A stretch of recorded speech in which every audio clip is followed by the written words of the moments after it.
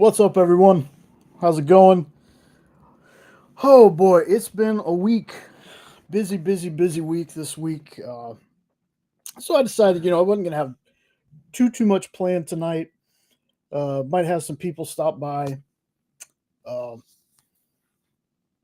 like the thumbnail says, look at that egomaniac. I almost thought about making the whole thumbnail just me, but I was like, that's a little too much. But hope everyone's had a safe and awesome week. Uh, Gonna be kind of a weird show, I guess. Uh, if nothing else, we'll make it to at least midnight, and then I might be signing off. We'll see. But hope everyone's been good. I decided that since my birthday is tomorrow, uh, just chat, just hang out, tell y'all things that I've been reading. I still haven't started anything on that list. My list of things that I want to read but haven't done it yet. I did read Escape from Image. I don't know if I talked about that. And hello, if I'm not mistaken, it's your birthday today, is it not? Um, yeah. So, like I said, got a couple of things to go through.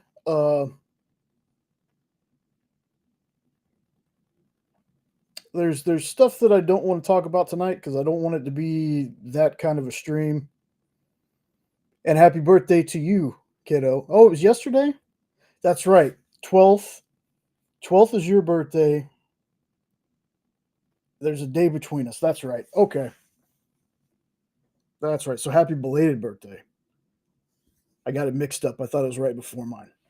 Um, I don't want to talk about anything that's not, comic related. That's what I want to talk about. I want to talk about other things.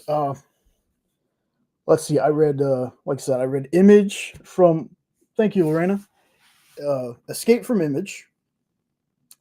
Really good book. If y'all haven't checked that one out, it's people doing animal things, but set in like a World War II kind of setting. Really interesting book. Really heavy first issue. Really dug it. Right before the show today, I read the new Captain America run, the Chip Zdarsky one. Is it Chip? I'm gonna feel stupid if it's not if not Chip Zdarsky. I think it is Chip Zdarsky, but it's the newer Captain America run. There's only 3 issues. Read those before the show. Really good. I think I might be picking that one up. I like Cap. Uh, I haven't really read too much Cap in the last couple of years, but this one was really good. If you haven't checked out the new Captain America run, let's see. I finished up Dear Becky. Dear Becky was one that I was collecting when it was coming out. For some reason, didn't read past issue 4, so I finished that series up. What else have we done? Watched. Oh yeah, that's right. You should be coming over. You should be. Um, we finished Wednesday season 2 last night. We started it Thursday, and I know people are like, "Yeah, but didn't that start like last month or something like that?" It did, but when we found out it was in 2 parts, Jenna was like, "We're just gonna wait till it was done." So Thursday night we were gonna start watching it. We got right to the beginning, episode 2, and Kyle's like, "Hey, can you jump into sketch up with Mog and Mel so I can get something done?" I was like, "Yeah." So got done with sketch up, went back. We made it to like episode 5 or 6, and Jenna was like, "Okay, I got to go to sleep." So we finished up last night. It was great. We loved the first season. Really dug the second season. Uh, oh, awesome! Reading the '90s Cap right now. It's cool. And I'm gonna have to check out the this new run of Teen Titans Go if it's as good as you say it is. Definitely gonna be checking that out. But Wednesday was good. Going back and reading Dear Becky fills in some stuff from the beginning. I'm so excited for Gen V. Uh, Probably gonna try to binge a little bit of that before the new season starts. Um, what else? There's so much on TV right now. Some stuff I still haven't started. Still haven't watched The Penguin. Really excited for The Penguin. Still haven't watched The Penguin yet. No, have not watched the Demon Slayer movie yet. I don't know if that's one that I'll go to the theater to see. I'm not a real big theater person. It has to be something really, really calling to me. Like there's a shark movie called Beast of War. As cool as that looks, I'll probably wait till that's on streaming. Thank you, Sean. Yeah, get busy, man. You can't be here. You got to work. Um, yeah, I'm definitely gonna be checking that out. But anyway, haven't started Penguin. We ended up last night before finishing up Wednesday. Watched the new Peacemaker episode. Um, I'm kind of hoping it picks up a little bit. Like I'm not saying it's bad by any means, but it's a really slow burn for me right now. But there's a lot of setup too. I think these last couple episodes are really going to start ramping it up.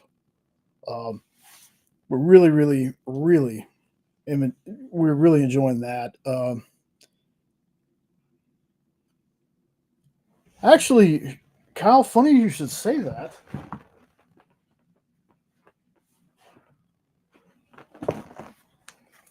Technically, you did because I got this today. Thank you, unknown, and happy belated birthday to you again. Um, Waiting for Nope and Ed. We're going to be doing a unboxing on the Weirdos channel for this. What pop figure is on my desk? Hold on. Let me put this down. Let's see. You talk about my big old Superman right here that's in front of my Deadpool statue?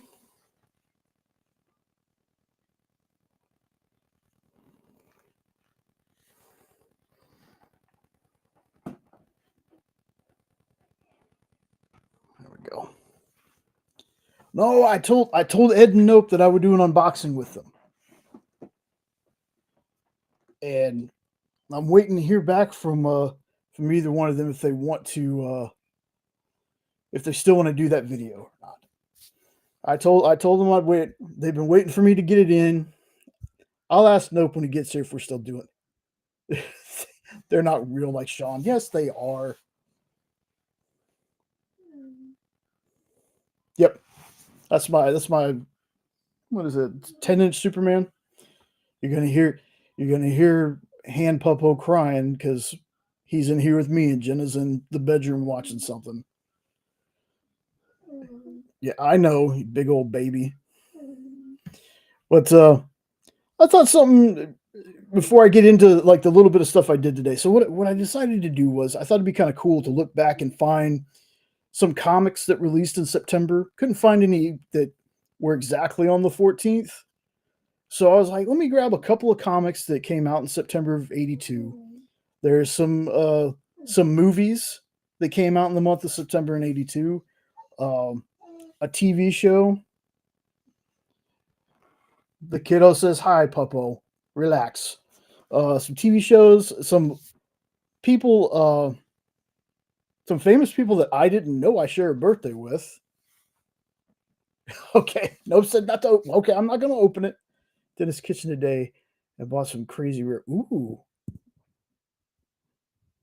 that's interesting. But it's just something to pass the time. Like I said, we're gonna try to at least make it to midnight, and we might not go too much further than midnight. Um, but before I get into that, I want to share again, if I can remember. There it is. It's the Sync Halloween special. Like, if y'all haven't read Sync and you're into crime, oh, Jesus, uh, you're into crime and horror anthologies.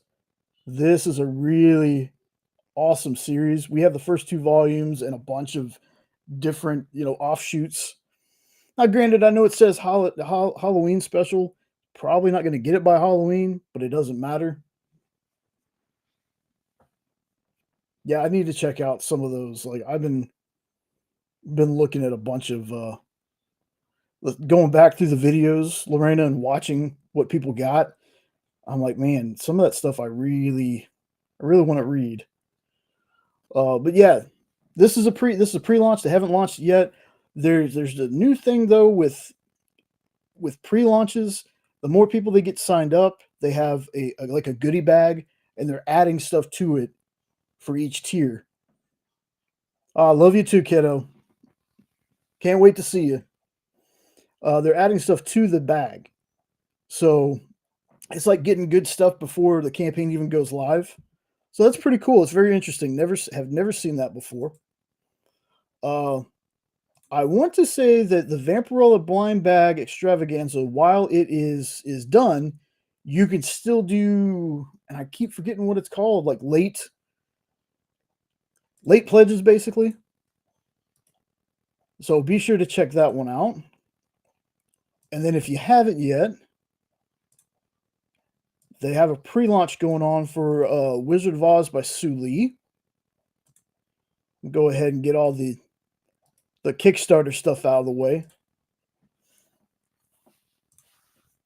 Let's see. And then the day after my birthday, so on Monday, come on, Garrett Gunn is going to be launching Kickstarter for the Curse of Cleaver County Deluxe Edition. Super excited for that. Love Garrett. Love all the stuff he's done. He's that guy that, just like with Kyle Starks and a few others, if I see his name on something, I'm definitely going to find a way to read it. And then the last Kickstarter one I have is again from Comics Tribe. That's going to be the Epic 1 through 5 pre-launch. And then, of course, do yourself a favor if you're not subbed up yet. You should definitely check out the experience. We got some great things happening sooner rather than later. Yes, Eric Palicki, I think, writes that. Want to say that Jenna and Sean collected that one. Hold on a second, y'all. The dog is getting crazy in here.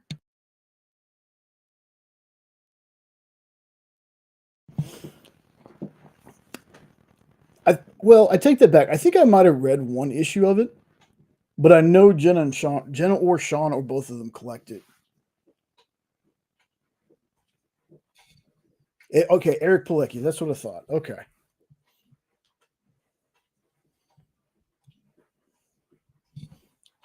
Well, yeah. So some of these comics, it was kind of weird because some of them say a different month, but was released.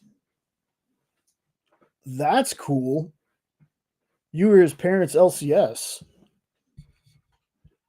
That's very cool. But they have a cover date of September. So here's a couple I found. I thought these were interesting. None of these I've ever read. I know I might hear some crap about that, but here's some ones I found interesting. We got 2000 AD number 280. I thought the first issue was good unknown. Um I think it might have been up for awards or might have won awards. I cannot remember. Kyle can definitely correct me on that. But hopefully that's showing up on the screen because it's doing a weird broken link thing back here for me. So hopefully that's showing up and people can see it. But this is 2000 AD number 280, released in September.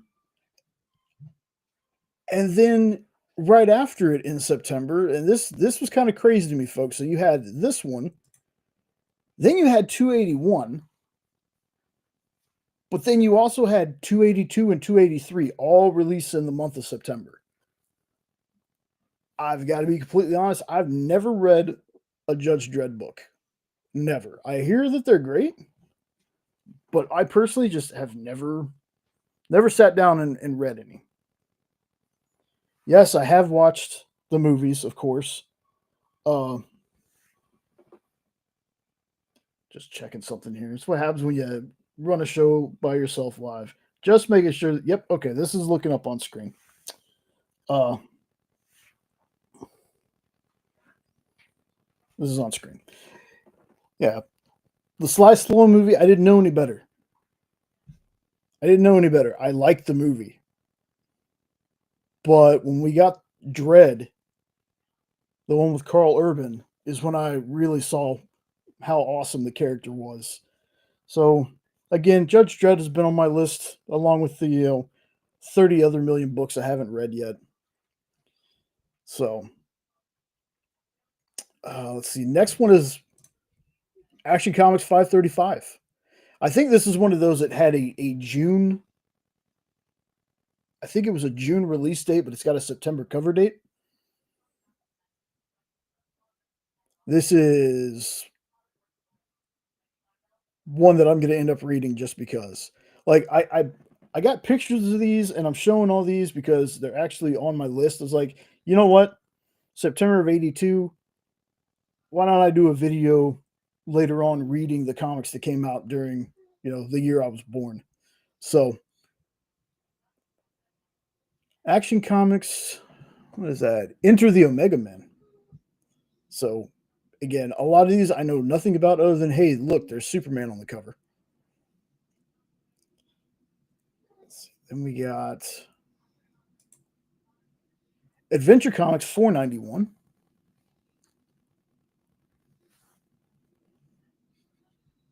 Oh, okay. That makes sense. That makes sense. June order, September in stores. Because, like I said, a lot of these said that. Like, they were released in June. I think even one said May. Yeah. Like, I don't know. I don't know these things. So, yeah, thought that was really cool. I didn't get a whole lot. I mean, there's so much more, folks. Like, it was just a fun thing to look up and see, what comics came out around that time. Like this one, All Star Squadron. I've never read it. Never read anything All Star Squadron. Yeah, I know. So our All Star Squadron number 13. Then we have ASM 232.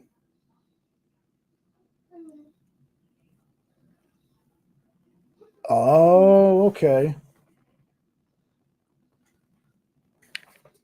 That's good to know.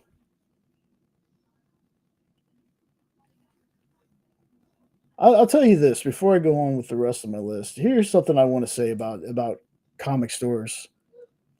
The fact that you have folks that order these books, that would drive me insane. I couldn't do it. I couldn't do it. Hearing these folks like, yeah, you got to order what you want like a month or two in advance or something like that. I think it's some crazy long thing because it's having that gut feeling, I guess, of something's going to hit or it's going to miss.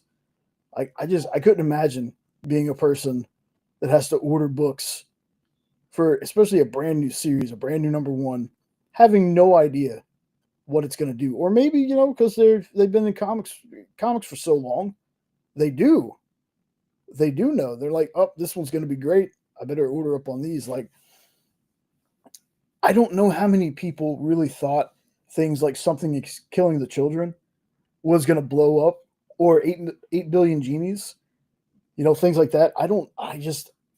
That's crazy. But, again, I've never worked in a comic book shop.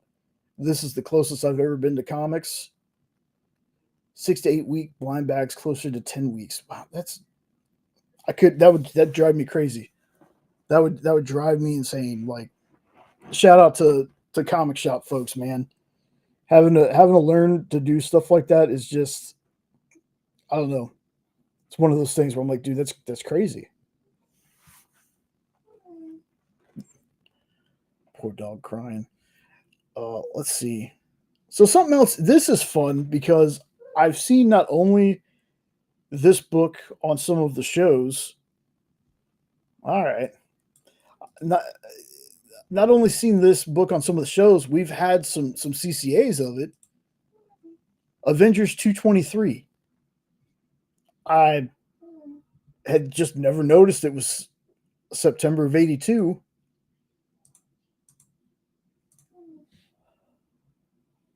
And I'm going to run over here just real quick. I also finished Jump Scare. I forgot to talk about that in my stuff I was reading. I finished Jump Scare.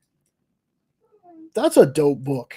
If y'all haven't read Jump Scare from Dark Horse,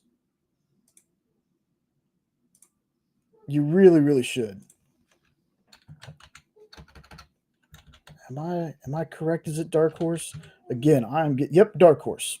If you haven't read Jump Scare, you really should. It's a really, really fun book. But yeah, this one right here, I've seen this cover so many times and never noticed that it was September of 82 when this came out.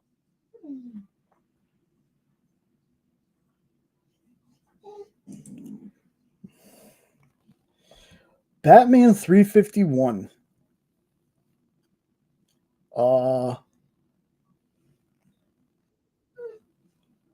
This one is another. I've never seen this cover.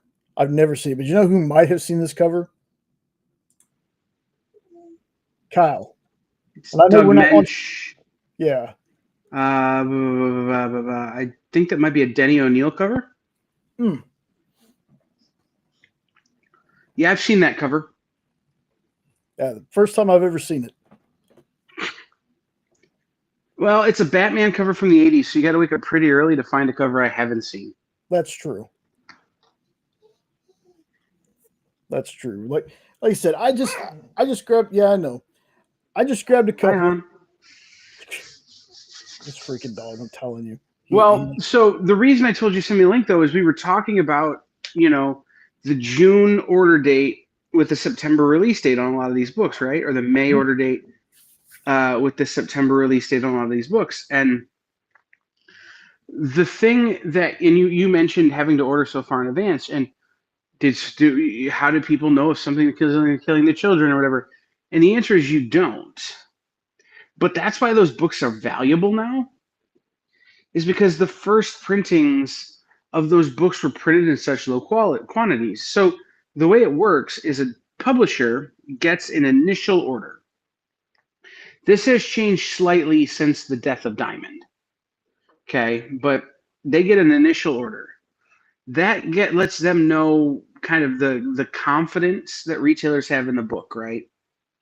Oh, they're gonna, there's a lot of initial orders, so this book might be big, or there's not a lot of initial orders, so this book might be small. And that helps them to plan their marketing, plan things like, do they want to do a bunch of variant covers? Do they want to do store exclusives? Do they want to do whatever? I couldn't see myself on screen. It's weird. I can't see myself. Anyway, so they do all of that stuff, right? Then they would go to final order cutoff, FOC. That's 4 to 6 weeks out. That's the last chance that stores have to make changes. That's when publishers set their print runs. So between FOC and release date, the book has to be finalized, printed, shipped to the warehouse, pulled for comic shops, and distributed to comic shops. So that's why it takes so long. So you start to guess based on creator names. You start to guess based on, oh, well, gee, this is a book by John Romita and with Scott Hanna inks, written by, somebody I like or somebody that's popular. Cool, order up on this. Oh, this is a Scotty Young book. Oh, this is a, things like that. Even when they're new number ones, you look for measurables, right? And now with the fan confidence rating and the retailer confidence rating that the Prana DMS guys and Managed Comics are doing, that knowledge base is getting stronger. So people are able to order a little bit better. So it's not like entirely a crapshoot, but it's basically a crapshoot. Yeah. Do you want me to get the books I bought today from Dennis Kitchen? Yes. Hold on. Yes. We'll have a little show and tell. I had to walk over and grab my book bag because it was across the room here. Nah. Okay. So when I went to my LCS this week, I picked up, and I don't have it with me, but I picked up Exorcism on 1600 pen. And the artist from that is at the show. So I got that signed, which is super cool. The first book I bought, I did not buy from Dennis Kitchen, but I bought from my friends at Silver Sprocket. You Will Be Okay, an anti-anxiety pocketbook. And it's this real tiny little book, but inside is like things to do if you get anxious and coloring pages. So super fun little book. But I go over to Dennis Kitchen's table and I start digging through, and the first book I found is a first printing from, hold on, 1979. So number 4, fresh off the streets of Cleveland comes first print American Splendor number 4. Oh, wow. By Harvey P. Carr, with art by Gary Shamray, Michael Gilbert, R. Crum, and Gary Dumb. And it needs a little press, but other than that, it is in immaculate condition. Like, this is how the paper looked back then. It's newsprint. So that was pretty cool. And we got to talk about, American Splendor and Harvey P. Carr and Underground Books. I started talking to him about it, but this book wasn't priced. So he had to come up with a price. And I think based on my knowledge of American Splendor and Underground Books, he gave me a pretty good deal. But then I was digging through some of his other boxes. And again, everything he has is either something Kitchen Sink published or an Underground. And I found this from 1972. The Further Adventures of Those Fabulous Furry Freak Brothers. Oh, wow. This is Fabulous Furry Freak Brothers. I forget which. There's no number on this one, so this is just the one shot. Shootout in the County Slammer. First printing. So this book is pretty rare. This book is pretty hard to find. So I picked those up from him, and I got to tell him like how important he was to how important Underground Books were, how important Kitchen Sink was, and guys like him and Gary Reed and Harvey P. Carr and Robert Crumb and all those guys, Sergio Aragon, how important they are to me, and how I probably wouldn't be doing this if it weren't for Underground Books. So that was pretty fun. Yeah. So that was my day. But I called it. I really want to just jump on and tell you why ordering was the way ordering was. Yeah. So then now you can go back to celebrating your birthday without me, which is how everyone should celebrate their birthday. Like, let's be honest. Oh, come on. No, it's true. Everyone should celebrate their birthday without me because it's usually more fun. So I'm gonna let you go. I'm gonna go back to watching the American Tackle Football,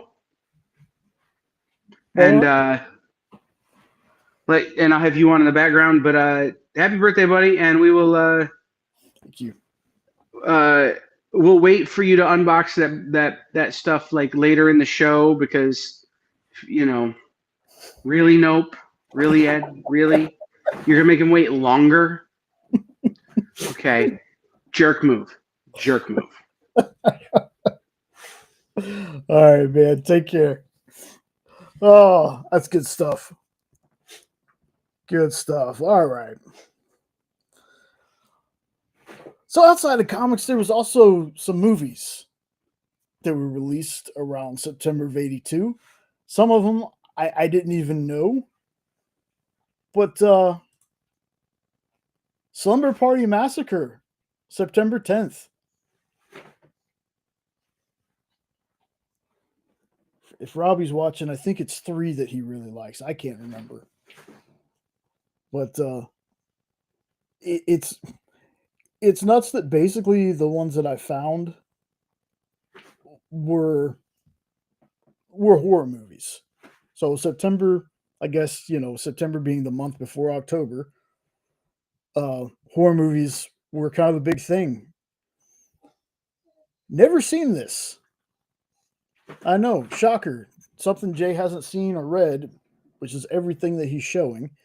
Uh, but this next one I have seen. It's just been a really long time. That's Amityville 2: The Possession. I've seen. I'm pretty sure I've seen all the Amityville movies. The weirdest one I remember watching was Amityville: It's About Time. I think that was like Amityville 6, where it has like the clock that possesses the house. Uh, but yeah, hold on just a second. September 24th.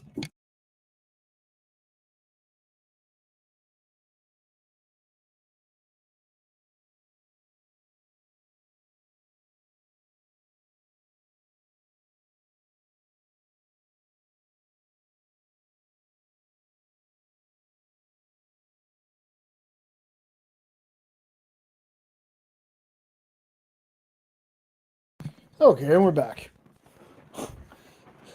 The pup was getting crazy. But yeah, I think the this one is just this one is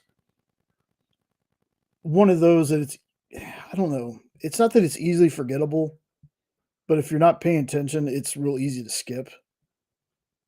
But yeah, September 24th. I know that's almost the tail end of September, but again, I only grabbed a couple because the next one was actually a stage play that they copied to VHS. Sweeney Todd, the Demon Barber of Fleet Street, September 12th. This is the one that's got Angela Lansbury as Mrs. Lovett. I thought that was super interesting because at first I saw this, I was like, wait, wasn't that a stage play? Well, apparently in September they transferred it to VHS and sold it, so for me still counts.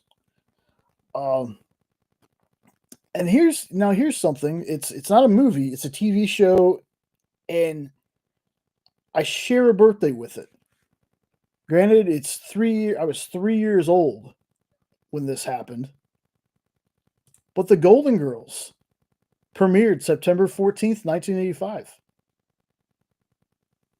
I remember watching this show, not just with my grandparents either. And I got older, I still enjoyed it. Like I went back not too long ago and watched the first season, and I was like, this still holds up for being a show in the '80s, late '80s, early '90s. This is such a great show. Like I can watch this thing anytime. So yeah. Now I grabbed a couple of actors that I actually share a birthday with, and I know there's tons more, but these are the names that stick out the most to me. And that's gonna be Sam Neill, Dr. Grant himself, September 14th, 1947.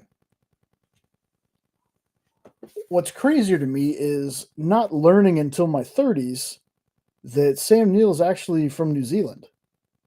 I thought he was Australian at first. Well, to be honest, I thought he was English at first.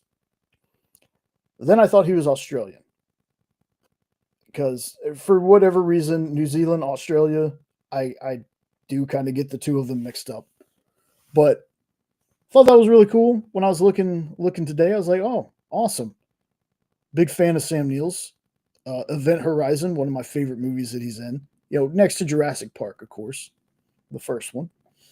Uh, then we got one that kind of surprised me. I can't believe it's taken me this long to find this, figure this out. Kimberly William Paisley, September 4th, 1971. Father of the Bride movies, married to country singer Brad Paisley, who, fun fact, saw Father of the Bride in the movie theater and basically said, I'm going to marry that woman. And then he did. But thought that was kind of cool. Uh, Other than Father of the Bride stuff, I think there might have been one or two things that I've seen her in. But thought that was cool. Uh, Last of the stars I share my birthday with, uh, this one was crazy to me too because I'm a fan of the show and the comic. Uh, Andrew Lincoln, September 14th, 1973.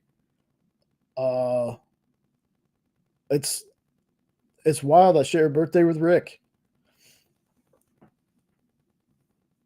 Like I said, get show's good for somebody who watched the show and the show got me to want to go read the comic.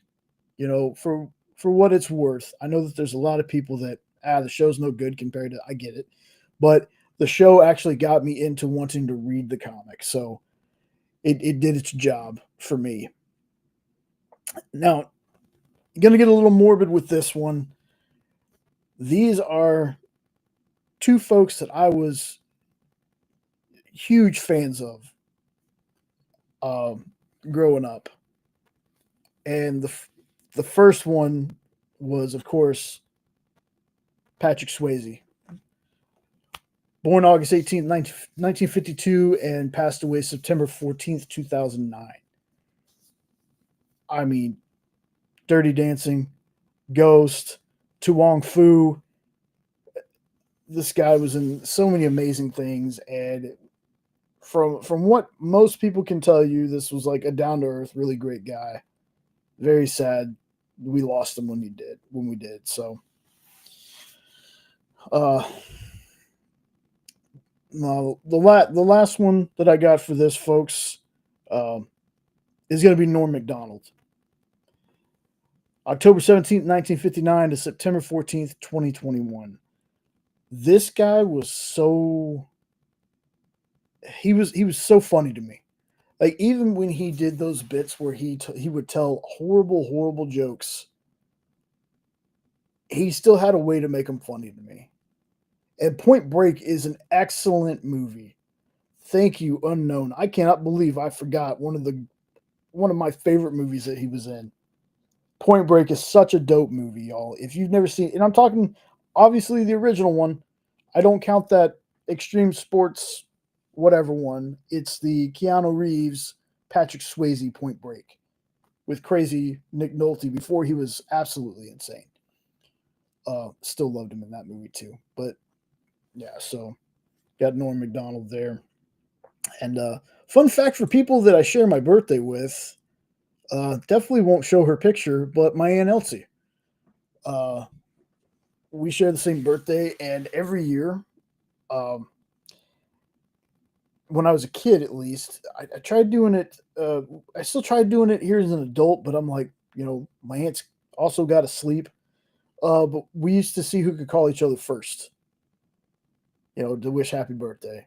Now we do it on Facebook, and sometimes if it's not too late, I'll try calling her. But want to say happy birthday to my Aunt Elsie early. Like I said, we got a couple more hours till midnight. That's probably as long as I'll take the show. It's still about midnight. Yeah, I know Unknown.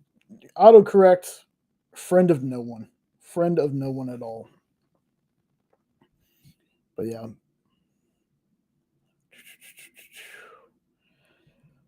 So again, I'm constantly adding to my reading list.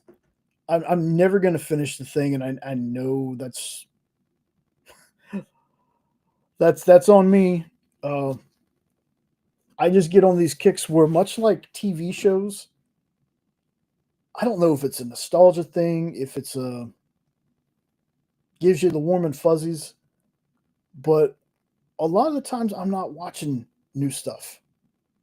Like, there's so many streaming services out there today.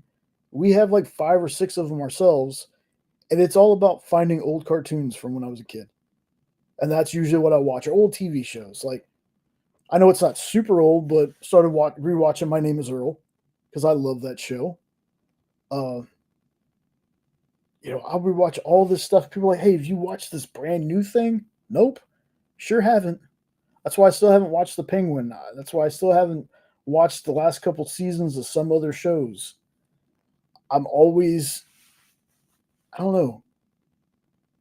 I don't know if it's also just like a comfort thing, because I remember watching this stuff with, people that aren't here with me anymore. So I don't know. It's a very weird, comforting thing. Uh, but yeah, but my comics are pretty much the same thing. Like I can't remember who asked me if I've read the new Captain run, but I was like, no, because it takes me forever to get to new stuff unless it's something that's just like really catches my eye. And that's why I read Escape, and that's why I read the Immortal Legend of Batman, and I had read Savage Wolverine, which was just a weird, like it was good. It was just such a weird body horror kind of story. Uh, like I said today before the show, I was like, you know what? There's only 3 issues of Cap out. Let me just go ahead and read it. And like I said, solid book if you haven't checked it out yet. Let's see. I got. hmm, We're going to give me just a second here, folks. Again, like I said, doing a live by yourself, running at the same time, usually a little tricky because I don't think about setting stuff up beforehand. I'm always like, oh, okay, let's just do it now. Let's just do it now. And a lot of times that's my downfall on things. But let's look at.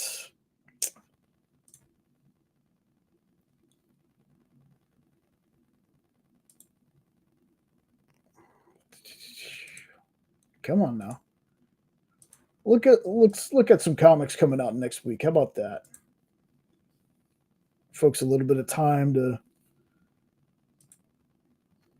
Part of the other thing is I've been thinking about it for a little bit. It's like, today might be a little bit harder than most days because, Ed's not here and Nope's going to be here later.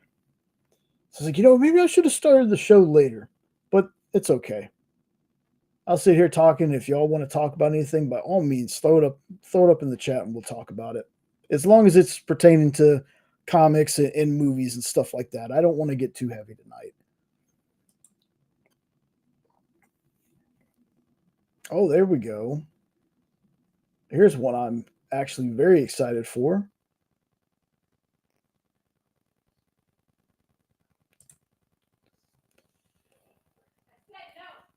Poop. He's out there getting in trouble.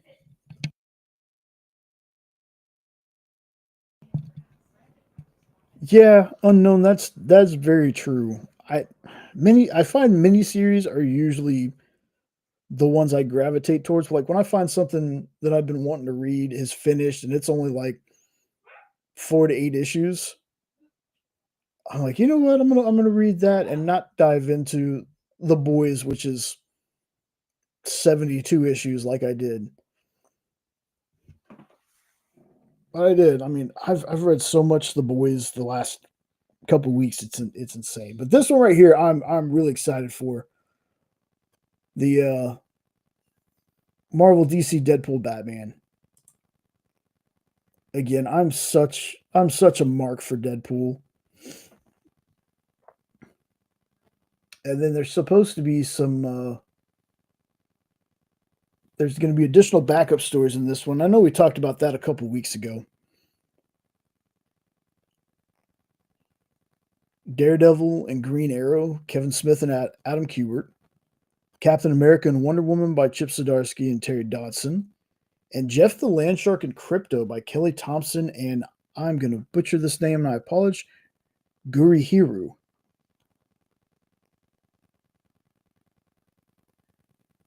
Let's see, this one was Zeb Wells with Greg Capullo. Okay. Yeah. So that looks really good. I'm really excited to check that one out.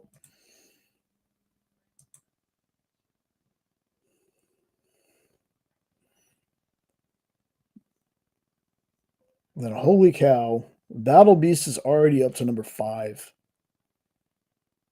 I've only read 2. Here's one I could have stayed on top of, but instead I've already fallen behind, but that's okay.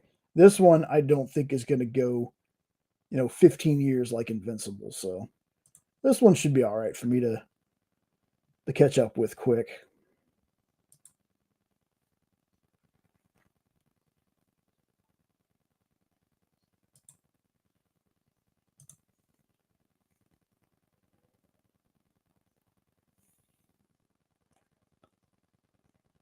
Just looking at new releases just reminds me of how much stuff, at least newer things, I don't read. Because I mean, Batman and Robin Year One is already up to issue 11. Miles Morales Spider-Man, Miles Morales. Let me get it right. 38. Incredible Hulk 29. Exquisite Corpses is another one that I started. I bought issue 1 for, and it's already up to issue 5.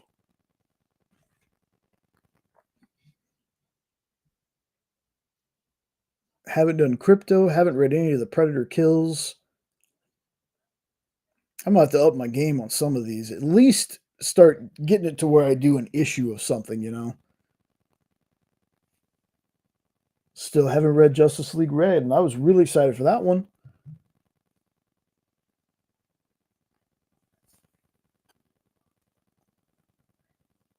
There's a Marvel Zombies Red Band.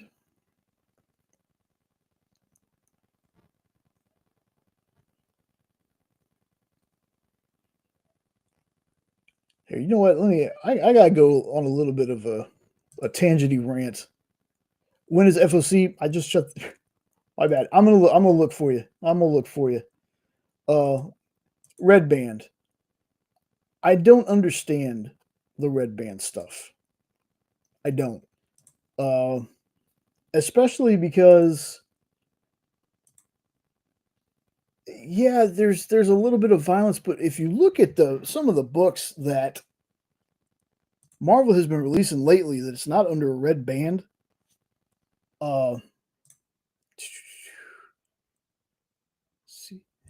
FOC is August 4th. So I'm showing y'all something that's already been FOC for like over a month now. Wow, that's crazy. See, it tells you how much I don't know about the inner workings of the comic business, folks. But August 4th was the FOC. But Spider-Man versus Deadpool. Spider-Man versus Deadpool. No, scratch that. Predator versus Spider-Man.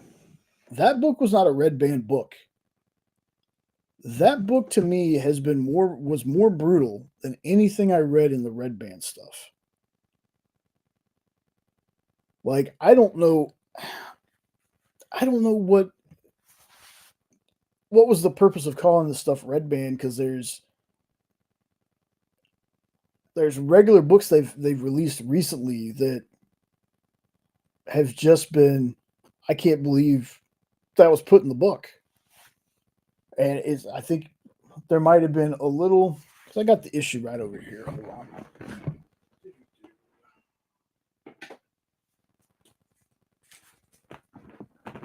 Let's see. You gotta forgive me. I'm a little old and blind sometimes. Yeah, there's a parental advisory way in the corner here, right? Right there. Parental advisory. But again, You get to the, I think, what, second or third page of this thing, and it's like face off kind of stuff.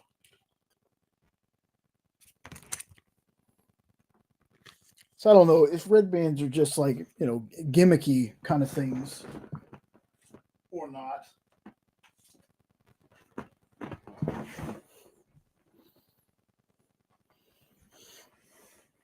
But I guess let me pose the question to y'all. What's what's a book you've gotten from Marvel or DC that you just weren't expecting it to be as violent or as gory as it was? I'm really curious because I thought with a book called Predator versus whoever, I was kind of expecting it, but I think for the Spider-Man one, since I read the Black Panther one, number one, and the Wolverine number one, I was expecting it, to be a little gory, but what we got in the Predator versus Spider-Man was kind of blew my expectations away on what they were going to do with the book. Picked up Punished Red Band, hoping it's like an actual Red Band trailer, violent blood and guts. I know our buddy Castle liked that one. But myself not seeing it, it's I wonder if it's going to be like every other Red Band, where they might have like a page or two. And I say that only reading two of the Red Band things. I had a Werewolf by Night that I wasn't disappointed in it, but I guess I was just kind of hoping for a bit more in the Werewolf by Night, universe.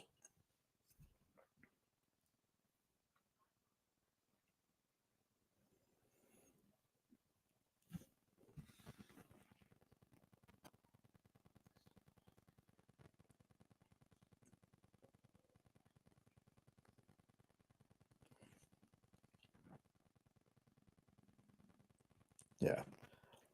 Awkward pauses, folks. I know. Let's see. Again, a good story is a good story. I don't have to. It doesn't have to be violent or bloody, but it's like if you're gonna push something as a red band book, what's gonna be red band about it? I've seen a lot of these red band books where it's definitely not the language, because the language is still comic book star ampersand. When they're trying to say other words. So I mean, it's got to be the violence, but then could it be that most of us, me myself, at least when it comes to comics, I've read so many out there crazy things that maybe I'm desensitized, and they're actually a lot bloodier than I think they are. Like, is that what it is? Because I read stuff like Bedlam from Nick Spencer and Chum from Comics Tribe, which has people getting eaten by sharks and stuff. It's a weird thing when I see something that says red band and I pick it up expecting, maybe not so hardcore as Marvel Max stuff, but maybe a little bit edgier than Marvel Knights, I guess, when it comes to that. Because I think DC, their Black Label stuff is almost the same way. There's the violence is there, and I think that's what makes the DC Black Label stuff Black Label, is because it's definitely not the language. And again, I don't need swear words really in my comics, but it kind of feels like if you're going to say you're a red band book and you're going to put a curse word in the book, why don't you just have it? That could be it too. That could be it too. Adult themes and situations, yeah. I didn't even think that far ahead. For some reason when I hear red band with stuff, it's usually language and violence. I don't think about, adult themes or anything, and I really should.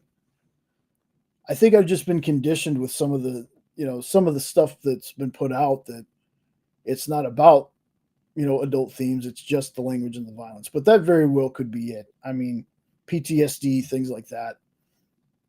Um, there's a comic from uh, publisher called Cheesy Comic Shop, Robert Garcia, and he does a book called Retribution, which deals with self harm and a vigilante, kind of a supernatural vigilante brought back to life after self harming himself, and he's basically sent after evil people. And there's violence, there's blood in that, but it is that real heavy theme of self harm. So like it's a very heavy book, but it's so good and it's told in a way that um, like you feel it, but not so much that you're like, man, I can't. I got to read a like one issue at a time, like one of those things. But it's a real good story. Again, it's a Kickstarter. It's a Kickstarter book, but um, I don't know. There's a lot of books too that there's a way to deal or way to tell a story with these themes that uh, you really got to walk a fine line because you have that weird line between getting your point across and being preachy about it. Uh, I'm trying to remember some other things that I've read that they were heavy. I know there was I think I can't remember if it was called Alice Ever After, but it had a real big theme about drug use. And reading that book was just like, okay, this is something that I read an issue or two, I got to put it down for a little bit and go read me something happy and bright and stupid, and you know, I can only take so much darkness. Like I read a lot of dark stuff, but I also have to, palate cleanse with some lighter, fun stuff. Um, there's a place for dark and depressing, and then there's times where you're like, I got to read something jokey and happy, something that's going to make me laugh. You go from a really dark book like Bedlam, and you're like, you know what? I'm going to go read some Quantum and Woody from Valiant or something, or I'm going to read a book that makes me laugh, like basically anything Cal Starks writes.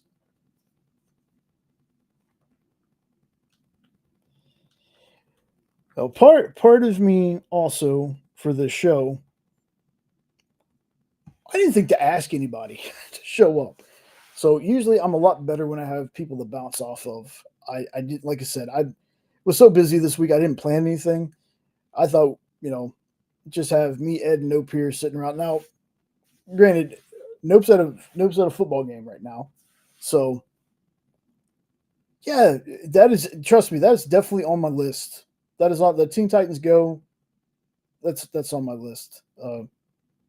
Ed, I hope you're doing well, man. Haven't heard from him in a couple days, so usually Ed's here with me every week, so feels a little strange without him being here, but that's all right. Hopefully he's doing all right. Um, so what else? Trying to think. So some new stuff that I've heard recently was they're moving Supergirl. Supergirl has now not going to be sharing the same month of theater release as Spider-Man. I don't know. It's now June instead of July. So they moved it. They moved it a month. Um, I again, I don't know if that was just to compete. Yeah, exactly. Exactly. When when Lorena was like, "Can I get 4, 5, 6, 7?" I was like, okay, maybe there's something to it if she wants all those issues at the same time. But yeah, Supergirl, they moved to June 26th. I don't know if that is a we don't want to compete, or for whatever reason, people thought, you know, doing that with Fantastic Four and Superman didn't work out as great as they thought it would. Although, in my opinion about that, Superman, $614.7 million. That's a box office. So that's everything combined. And Fantastic Four actually, to me, picked it up a little bit. I think it's only less than 100 million. So it made 516.2 for its total box office. Again, don't know the reasoning behind it. I thought having Supergirl and Spider-Man the same month would be great, just like Fantastic Four and Superman. Well, yeah, I mean, Lorena, between Warlords and Elseworlds, I would imagine so. I don't know if I've ever read an Elseworld story that was, I don't want to say happy, but a lot of them kind of feel like bummers. Now, I haven't read everything Elseworld, obviously, but I don't know. That's just how it feels to me. It feels like the Elseworld stuff is still kind of teetering on that, not exactly happy stuff.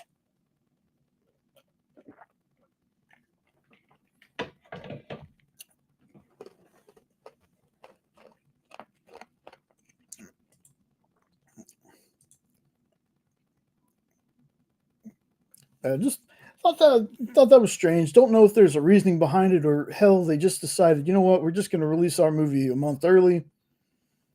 There'd be plenty of time between Supergirl and Spider-Man for people to save up.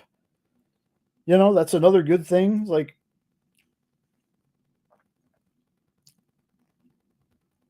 yeah, no, that also could be it. They might be thinking,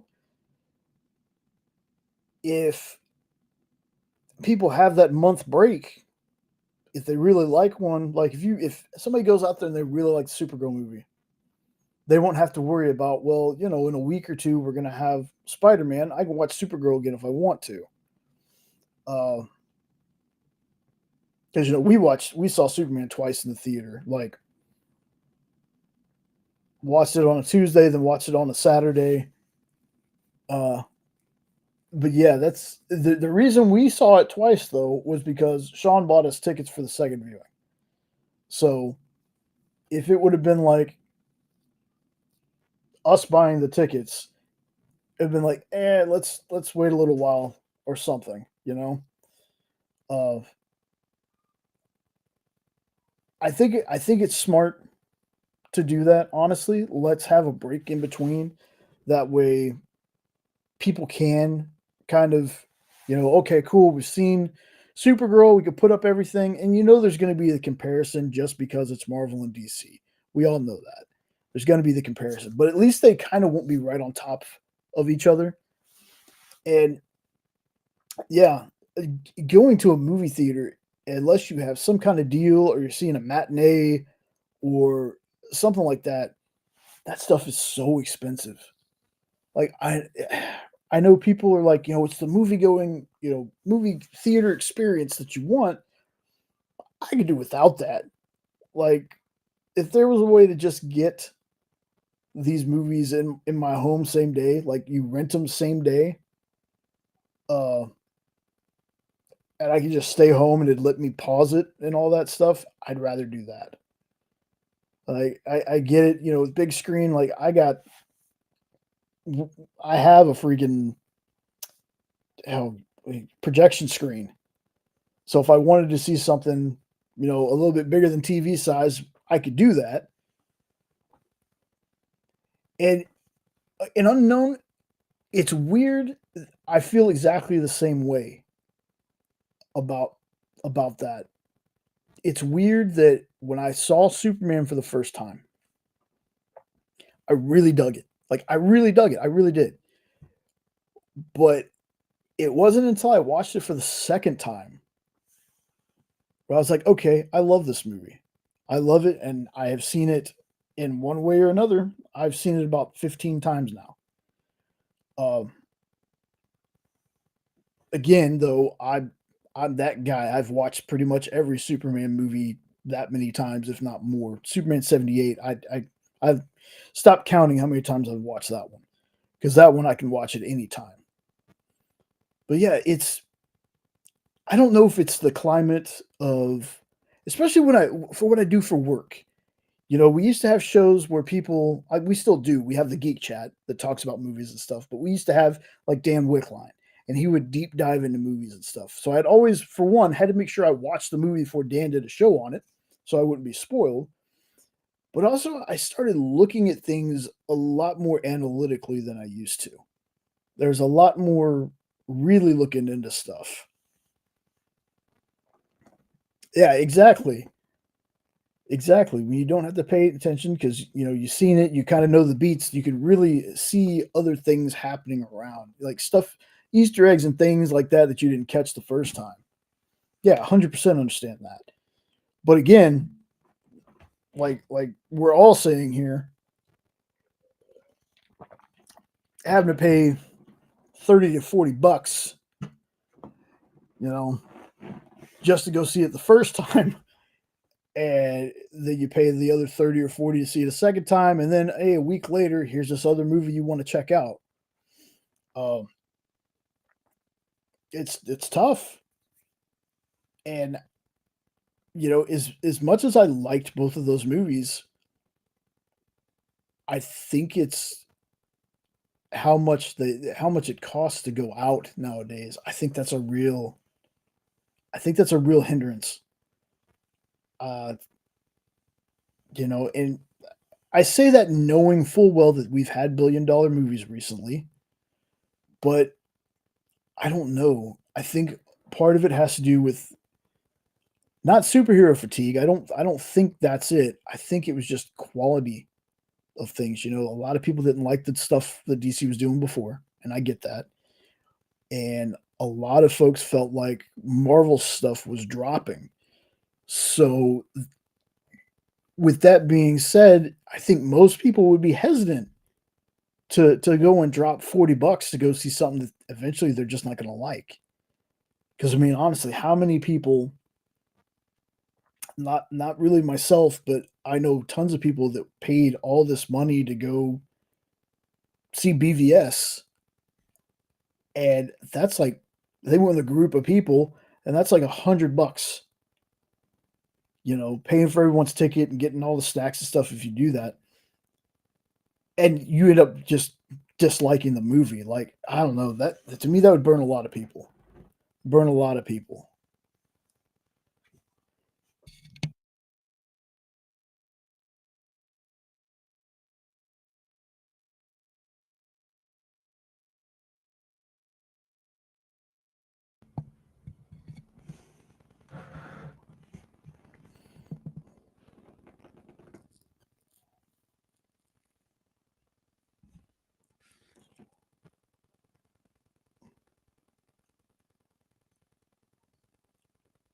Awkward pause. I'm looking. I'm looking for something in particular because I think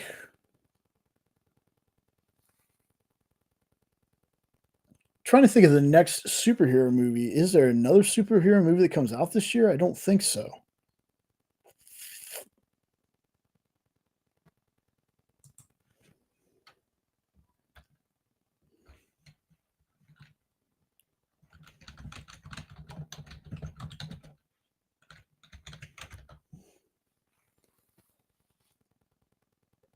Let's see.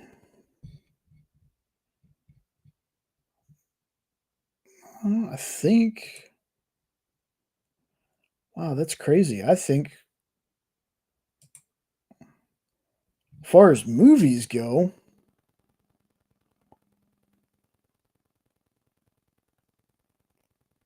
wow, I think There's no more superhero movies this year.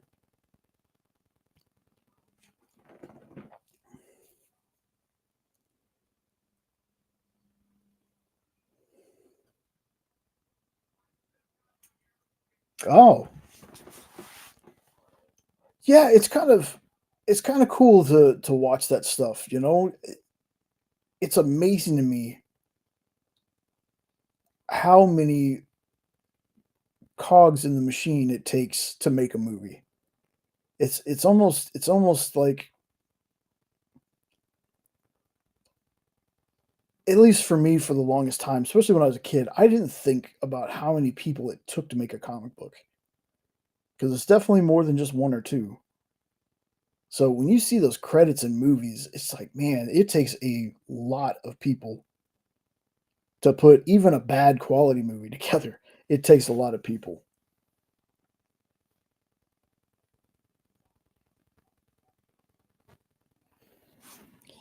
It looks like we're done for the year when it comes to superhero movies. There's like I said, Gen V season two's starting soon.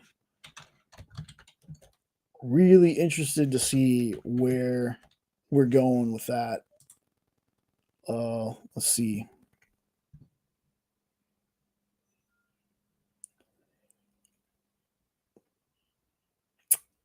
Interesting to note though, for Gen V, they're going to release 3 episodes on the 17th.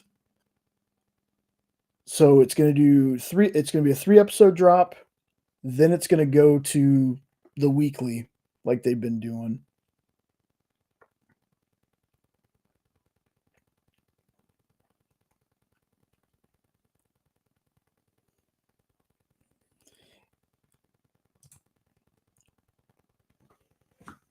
You know, I don't know if it's just because we've been conditioned for a while from Netflix. Of course, even now Netflix is doing like a splitting things into 2 parts. But I find that if something is now on a weekly basis, unless it's only like 8 episodes, it's harder for me to watch.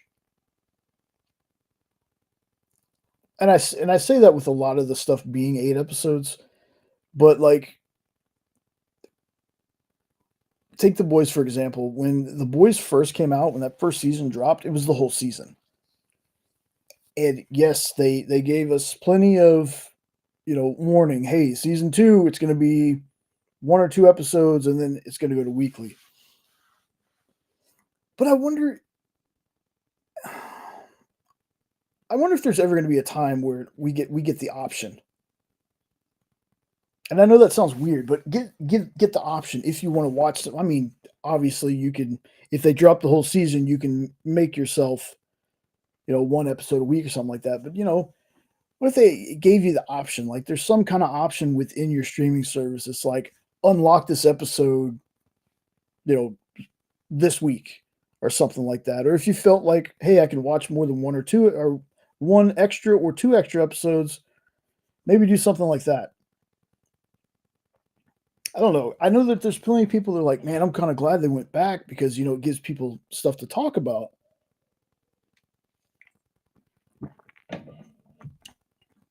Which is true. I mean, I didn't think I'd be watching Peacemaker already. I thought I was going to, give the first episode a shot and then let it build up and then watch the whole thing.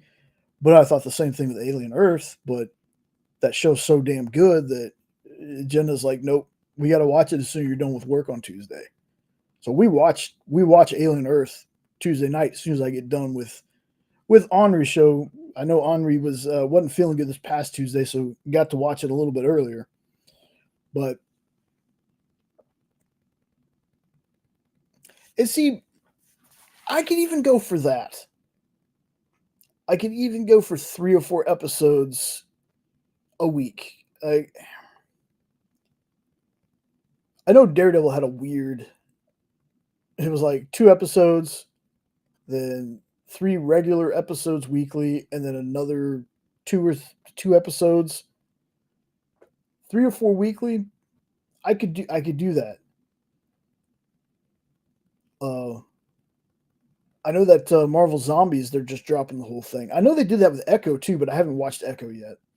Marvel Zombies is just 4 episodes, so instead of making you wait, take a whole month to watch it, they're dropping all 4 episodes at the same time,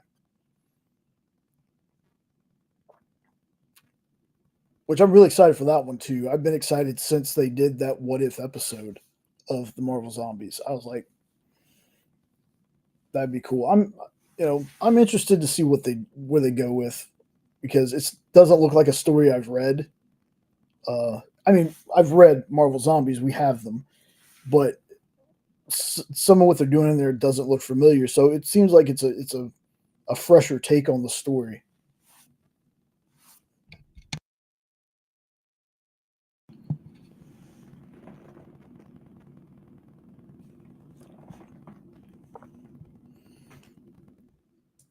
So yeah, it's insane to me. Like, going from, we had very little superhero stuff back in the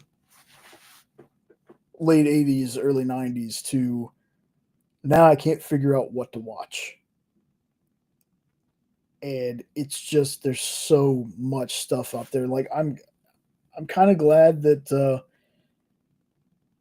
Marvel's been talking about kind of slowing down on TV series and things like that. Like, I enjoy the series, but it's like there's so much, and there's only so many hours in a day to do things, between trying to work and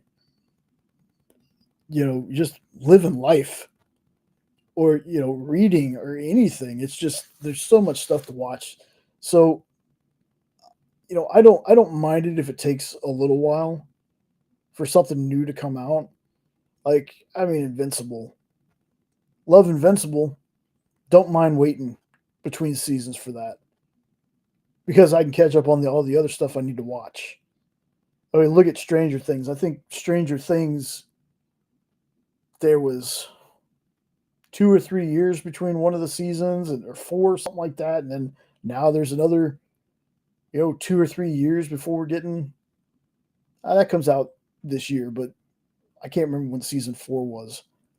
It's just been so long. Need to rewatch that too. That's another thing I've been trying to do. We didn't do it with Wednesday though, because that was just kind of, I wasn't expecting Jenna to want to watch it, like, when she did, because I was thinking about going back and rewatching Wednesday to get ready for the new season. Now I can just watch all 16 episodes at one time, which won't be anytime soon, but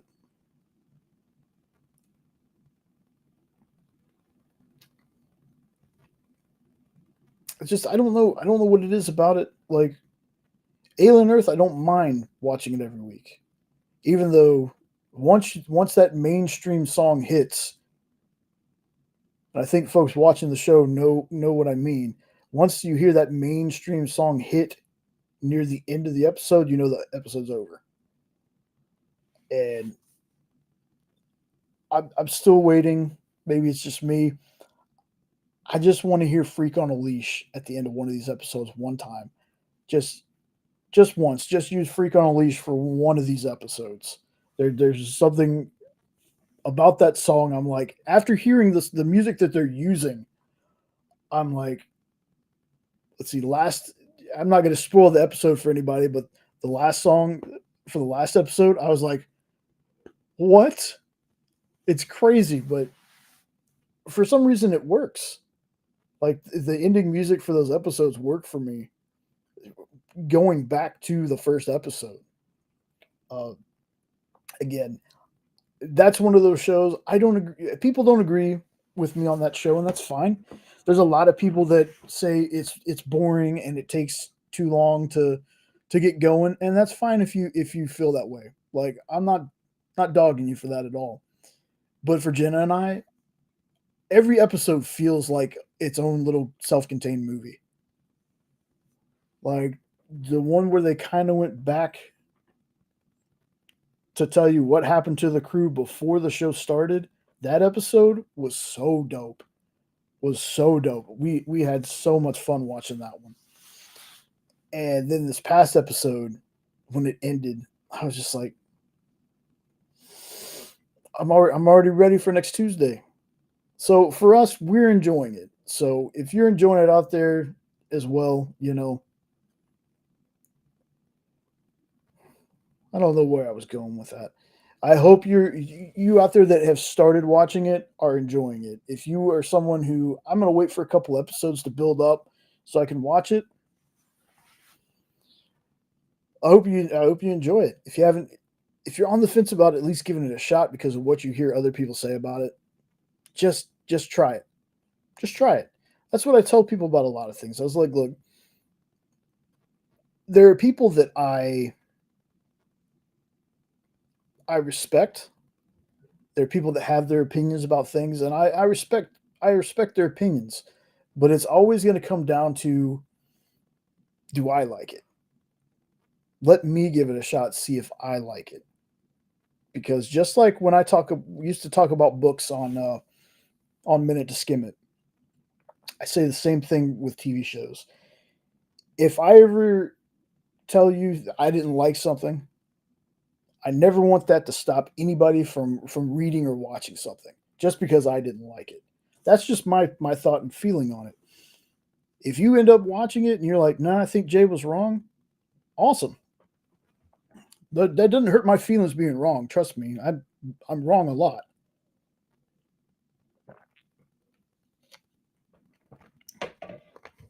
But there's so much stuff out there that I think people haven't given it a shot just because we have those people that talk about, no, this is garbage, you shouldn't watch it. And a lot of times people are like, well, this person is usually right about my taste, so I'm not even going to try it. And there's been so many times where I myself have done that. I had before, where when I finally watched it, I was like, you know what, I need to start just watching stuff, reading stuff for myself. And there's been plenty of people that, I listen to them rant and rave and build something up, and I watch it and I'm like, nah, it wasn't for me. And there's been books like that before. Sean and I are best friends, been friends since he was, I think he had just turned 18. I had already been 18. We've been friends for a long time. There's still a lot of stuff we don't agree on. Like, he likes certain books that I'm like, not for me. I've tried them, wasn't for me, can't get into it.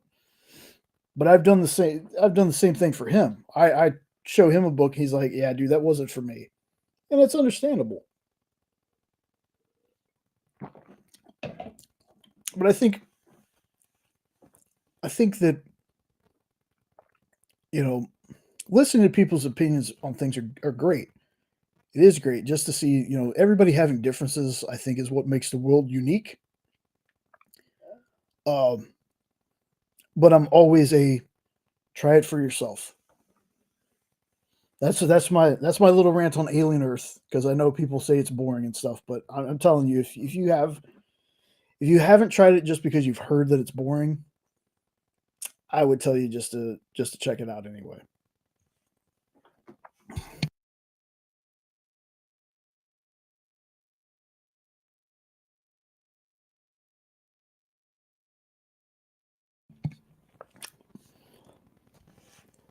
Oh, folks, I'm not ending it. Just let you know, I'm not ending it. But since it is just me right now on screen, I think uh, I'm going to take a little bit of a break, just a little bit, and that way, you can get up, you can stretch, you can go walk the dog, do whatever you need to do, and we'll be back, or I'll be back in just a few minutes, folks. So just hang out. See you in a bit.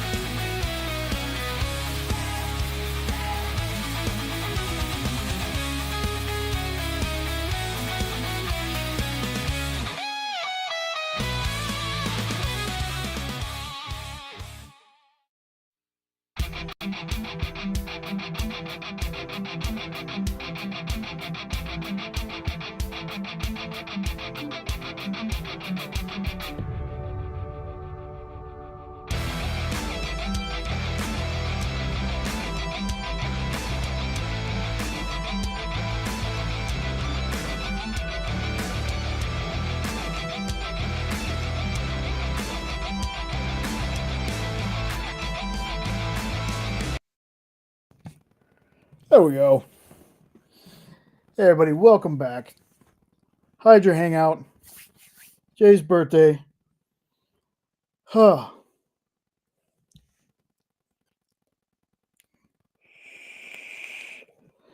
As always, hope you have had a safe and awesome week this week. Hope you've read some good books, watched some good shows, all that jazz. Like I said, this is quite literally just a hangout tonight. Uh, if I find something, if something breaks in the comic book news, comic book world news, there you go, news from comic book world, whatever. Uh, we'll talk about it. And if there's anything y'all want to talk about, just put it in the chat. Just a really chill episode tonight.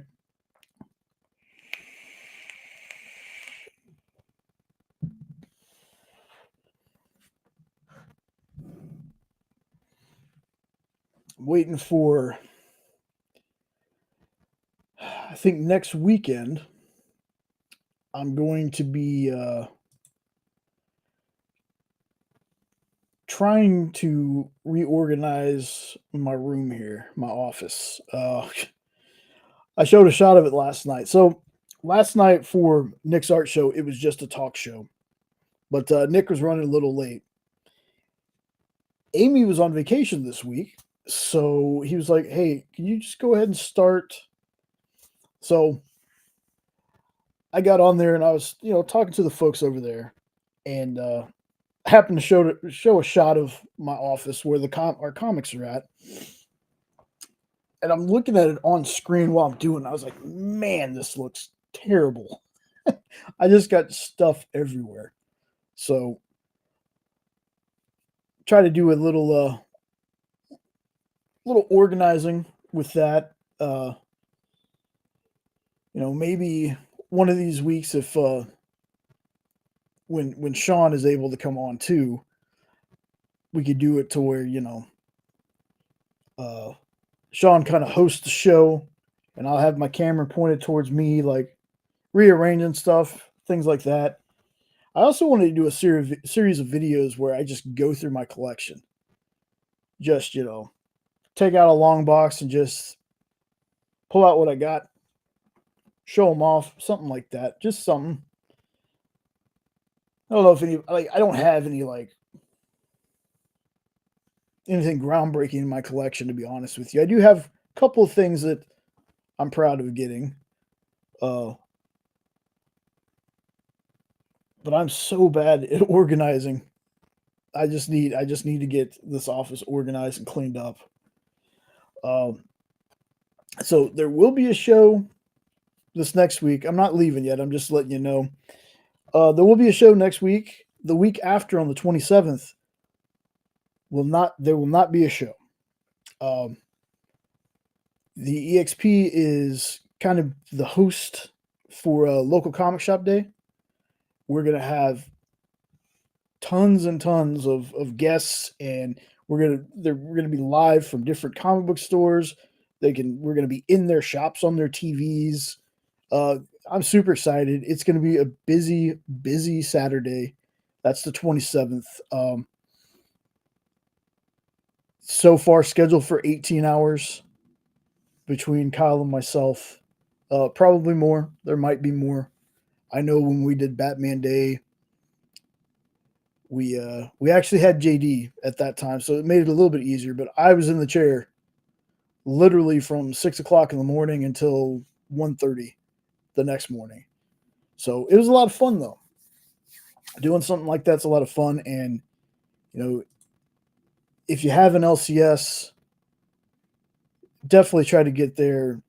Anytime you can, pick up your pull list if you have them.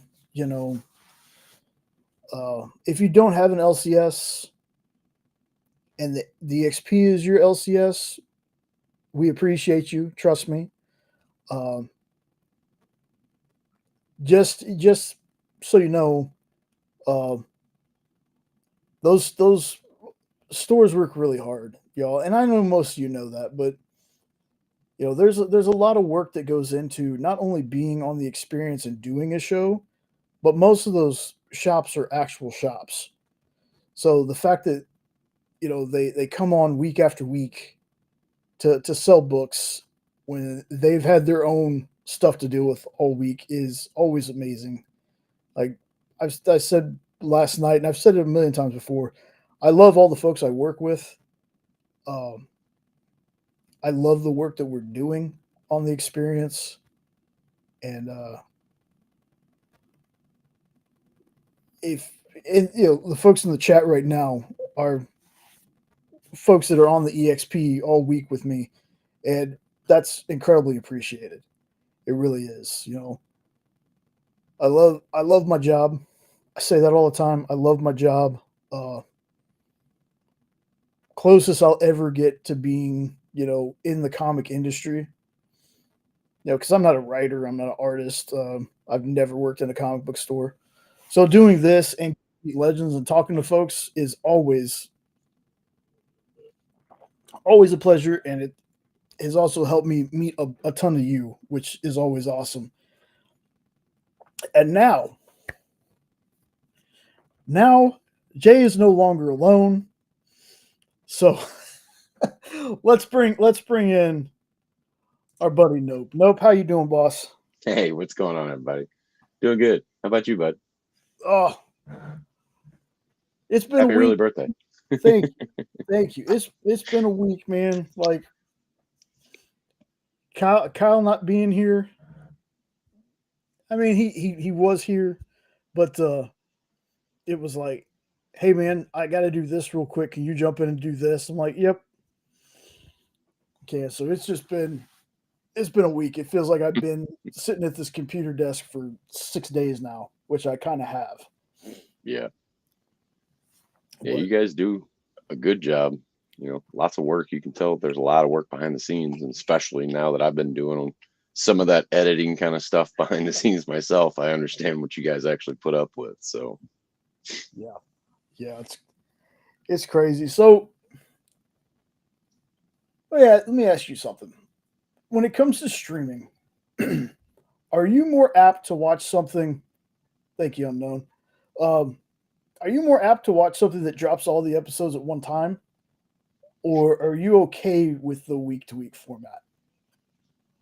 it's had its goods and its bads. Like, I think you guys were talking about the Echo series earlier, and I can't remember if that one was all at once. I thought that one was 1 week at a time. Because I thought for a while they were all doing them all like that, to where they were only doing weekly, because we had to basically build up, because we're kind of like that, to where we are better off having all the episodes at our disposal right off the start, and then just watching it all at once, because some of those episodes can only be 30 minutes long, and you're like, I feel like it just started, and you're getting the credits already, and it's like, man, I've been waiting all week for this.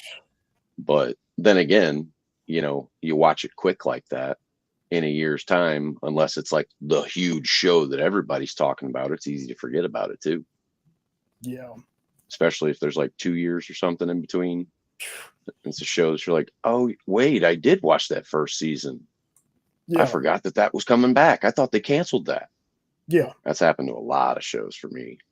Go back and I'm like, did I watch this? I did watch 4 episodes of it. Okay, I guess I'm gonna have to just start this all over again. But now I got something to catch up on. So Yeah, I had to do that with Reacher. Like I had watched most of the first season, but it had been years. It'd been years. So finally, I was like, you know what? If I'm going to do this, I might as well just start it over. But Echo was only 5 episodes, so they dropped that all the same day. was it? Yeah, I think it probably just took us a couple of weeks to get through it, but I was enjoying that one right up to the end. I feel like that story just kind of went, and then it took down. But then again, it could have just been how we were watching it. I don't know. There was definitely a difference in feeling when I was watching the bulk of them, and I'm like, oh no, I don't want to wait. I don't want to wait. And then watched the last episode, and I went, ooh, maybe I should have waited. Hey, Lorena. yeah. Like again, there's Daredevil. Daredevil. I think they should have just done. They should have just done the drop, and then put the second season, which is only really the second part of it, because it was originally 18 episodes to begin with, and Right. then they cut it in half. It's like, man, y'all should have just dropped that. Y'all should have just dropped the whole thing. especially after the last episode. Even though I enjoyed it, I can see why people were like the last episode of that was kind of a letdown for a lot of people, just because of How they split it. how they split it. Like it was almost like you could have used the episode after that final episode, because again it was if you didn't know that it was going to be another 9 episodes coming very soon. Like it's coming this year or maybe next year. Yeah, Yeah, I next feel year. like they pushed it back a little bit because Yeah, it was supposed to come out this year, and I think they pushed it back the next summer or something. yeah. Watching the show and getting to that last episode just gonna make you mad. Mm-hmm. That's exactly what it did for me too. 'Cause I was like, seriously, that's where they're gonna stop this? Are you kidding me? Because I mean, us being, reading articles and whatever we do, we knew that they were gonna split it up, but at the same time that it was reworked. So I think it was like the first 9 episodes or 8 episodes or something were what was originally shot, and then they went and cut it up and reworked it so they could actually have what they wanted to do going into the next half. But like half of what you got didn't seem like it made any sense or was going to pertain to anything. The Muse story was real tiny, unfortunately, but you could tell that that's where they cut it off, was in the middle of that story kind of thing. So yeah, like it was good overall, but it is one of those things that you're better off waiting if you want to watch a whole Daredevil thing, or at least until there's one episode of the next half, Yeah, so that it's not so cut. And you kidding me? yeah. I gotta say the weirdest episode was the bank robbery episode. Yeah, it fit nowhere in that whole story. It literally to me was to fit in Kamala Khan's dad, Right. I did forget about that part. Yeah, and then just a little cameo, but it was like, okay, this doesn't have really too much to do with the rest of the story, but all right. we're in New York, I guess. Yeah. But then again, they kind of did that in the Spider-Man movie with Daredevil, to where he was just a lawyer, but he didn't even really spend too much time in the courtroom, because then they were doing the spell thing, changing the whole course of the rest of it. The funniest thing about that is, so when Jenna and I went to go see No Way Home, right after we saw it, it's kind of like with Doctor Strange and Multiverse of Madness. As soon as we saw it, we had to go get Sean and everybody else. Be like, hey, you need to go see this movie now before stuff gets spoiled for you. Mm-hmm. And we're sitting in the theater, and I'm looking at Sean because Sean's a huge Daredevil fan. So especially Charlie Cox. So I'm looking at him, and when Charlie Cox shows up, I notice there's like no reaction from him. So I was like, what the hell? What the hell's going on with that? He goes, that was spoiled for me. I said, oh. Come to find out that was spoiled for him, but the fact that Tobey Maguire and Andrew Garfield were in the movie wasn't. Right. So when he saw that part, that's where his reaction I thought I was going to get with the Charlie Cox Daredevil scene came from. Like, the only time I've ever heard Sean audibly shout in a movie was Endgame when Cap picks up the hammer. Yeah. Like, Sean freaked out when when that happened. Yeah, the whole theater did. Yeah. Yep. Yeah, that's what it was. Like, they had this whole story planned. Yeah, I think the whole Muse story was part of that original with the first writers. Yep. And then they're like, nope, we're scrapping it. We're starting over. But they already had a lot of this stuff done. Mm-hmm. So, and what's so funny is the Muse character, I completely forgot about him being in Wednesday. Like, he's one of the antagonists in Wednesday. Okay. So when we started watching season 2 the other night, and I saw him, I was like, "Hey!" It was that freaking Leonardo DiCaprio meme where he's pointing. That's what I was like. I was like, "Hey, isn't that guy played Muse?" Right. But yeah, he's the antagonist in Wednesday. Like I Yeah, I got to said, watch that whole first season. I don't remember what happened in that first season of Wednesday. It's been so long, I feel like, since the first one came out. yeah, it does, and you can tell because Pugsley is actually a big, like the whole Adams family are a little bit more prominent in this season, Uh-huh. and freaking Pugsley kid is like 6 feet tall now, and Mhm. his voice is like this deep. Like I was like, man, how long has it been between these seasons? Damn. So I'm guessing more Fred Armisen. Oh yeah, Awesome. even a little bit more than he was in the first season. He played His a good Fester, Fester. man. Oh my god, his Fester's so good, dude. That was one of my favorite parts. I was like, man, I hope season 3, which they've already said there's going to be a season 3. The ending of season 2 makes me hope that there's more Fester in season 3. But outside of that, have you read anything recently? Anything you've been reading? Trying to think of what else I was reading this week. No, I was trying to catch up on some of them, but I don't even think I actually sat down and read anything. It was just hell of a week, like you said. Yeah, Just wound up getting more busy than I planned to be, and never actually got to sit down and have any chill time and read anything. I heard that. But I read the new Cap run like before the show. yeah, I was like, somebody had asked me, and I can't remember if it was Corey or who it was, but they were like, "Have you read the new Cap run?" I was like, "No, I haven't." And I was thinking about it today when I was getting the show set up. I was like, "You know what? I got some time. Let me check it out. Pretty damn good. It's only 3 issues so far, but pretty damn good. Like I'm I in, I'm read enjoying it. I read the first one of that one, but it didn't grip me and make me want to go get the second one. You know, for whatever reason.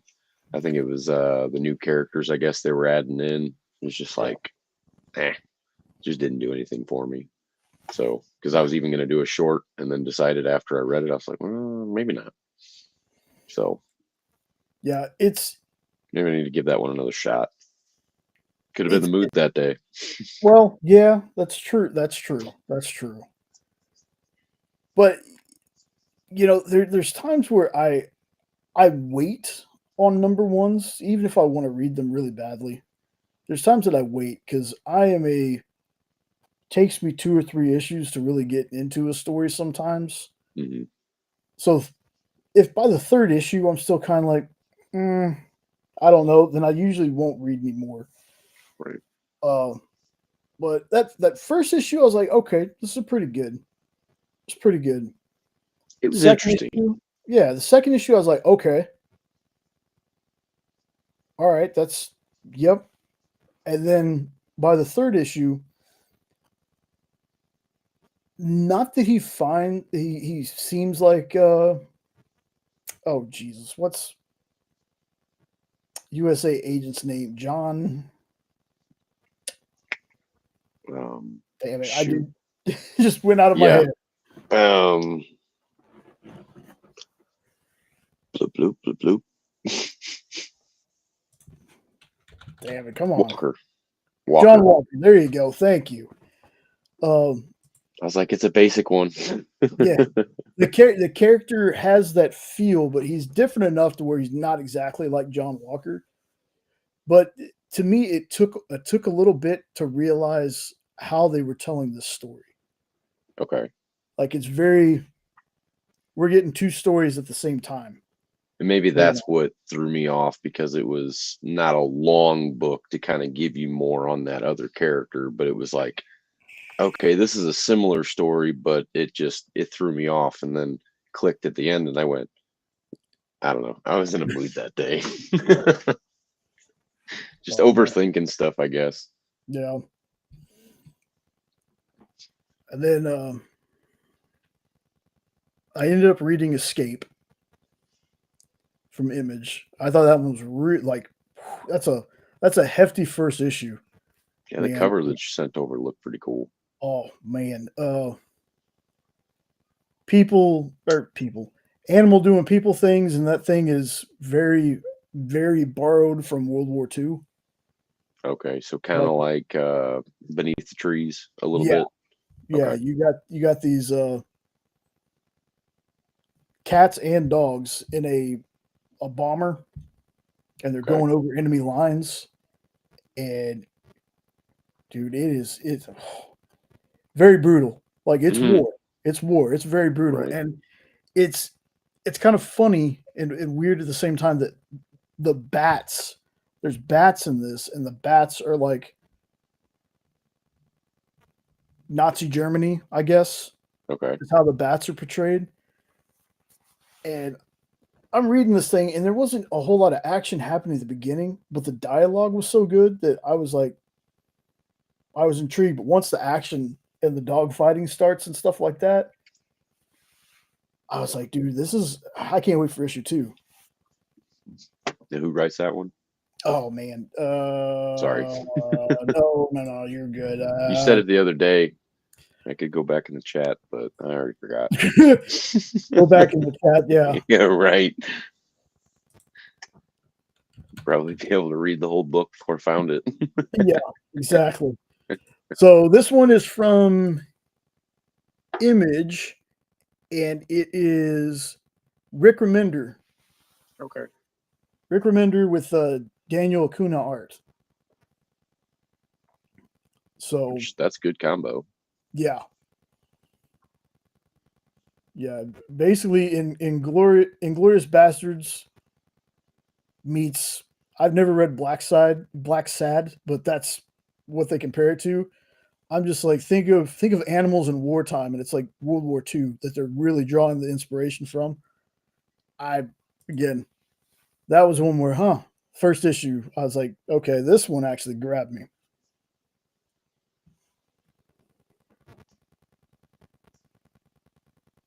Yeah, Glorious Bastards, really good movie. Yes, Really good movie. yes, I Was that need a to. comic series at all? I've never actually checked. I'm wondering if it was. That just like popped up in my head as you said it. I wait, was that a series? Be a cool one.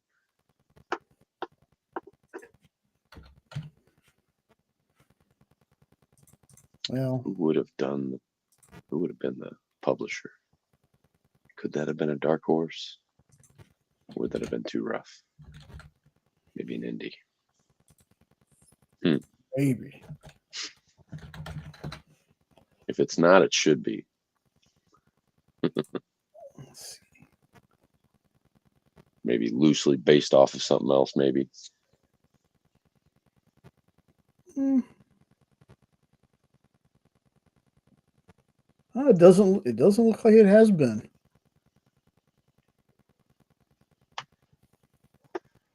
That'd be an interesting one. It'd be movies that haven't been a comic that I'd like to see as a comic, and that would be one of them. Right. Tarantino doesn't want to do more movies. Maybe you should get into comics. Yeah. That'd be real cool.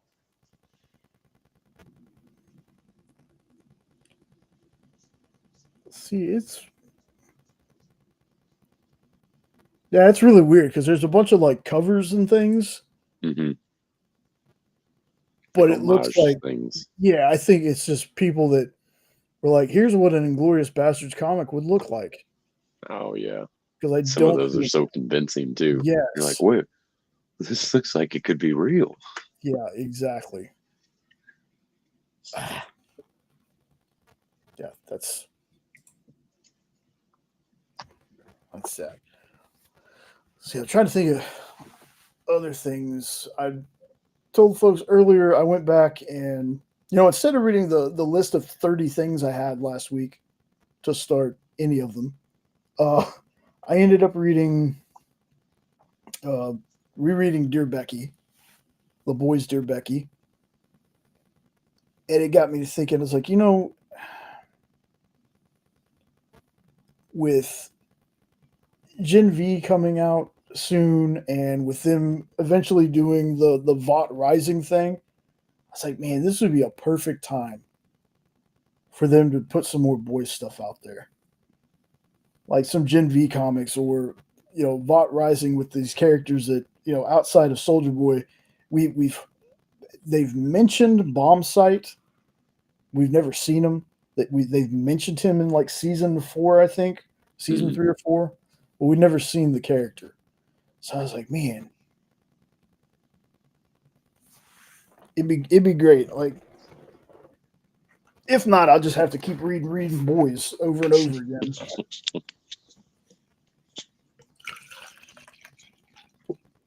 Yeah, I mean, that would be cool because Dynamite does so much other stuff. Why not do something that's your bread and butter? Yep. Unless it's something where you can't line up the writers and the artists and all that stuff, then I get it. But because I'm sure Garth Ennis is busy. Yeah. I went through the other day on my list, and I was like grabbing Marvel Max stuff. I did not realize how much Punisher Max, or at least Punisher books in general, Garth Ennis has written. Like, there's a lot. did find a copy of that, so I'm going to read that soon. Yeah, the Punisher Max. I did find on the Kindle comics whatever thing that I didn't know that I had available through all my Prime subscription whatever thing. Like, oh, there's free comics on here. Okay. Well, since you weren't here for that last week, let me ask you: is there a series that you've been wanting to read you just haven't for some reason? I've been wanting to get into the Power Rangers, but now it's so deep in there, it's kind of trying to find out where to start, which I have, and that's another one that's on those Kindle. Yeah, they got the Mighty Morphin and then the Go-Go Power Rangers, so you gotta flip back and forth between the two of those to actually get the full story on that. But that's a long haul. I think there's like 10 hard covers or something like that to that series. It's like, oh, so like 70 comics between the two series or something like that. So it's going to be a haul. Yeah. But you just got to be in that mood that day. But then I also wanted to check out the Sonic ones just because, always liked Sonic, and my nephew's really into Sonic, so why not? But freaking Sonic. So since Paramount made the movies, a lot of the Sonic stuff is on Paramount Plus.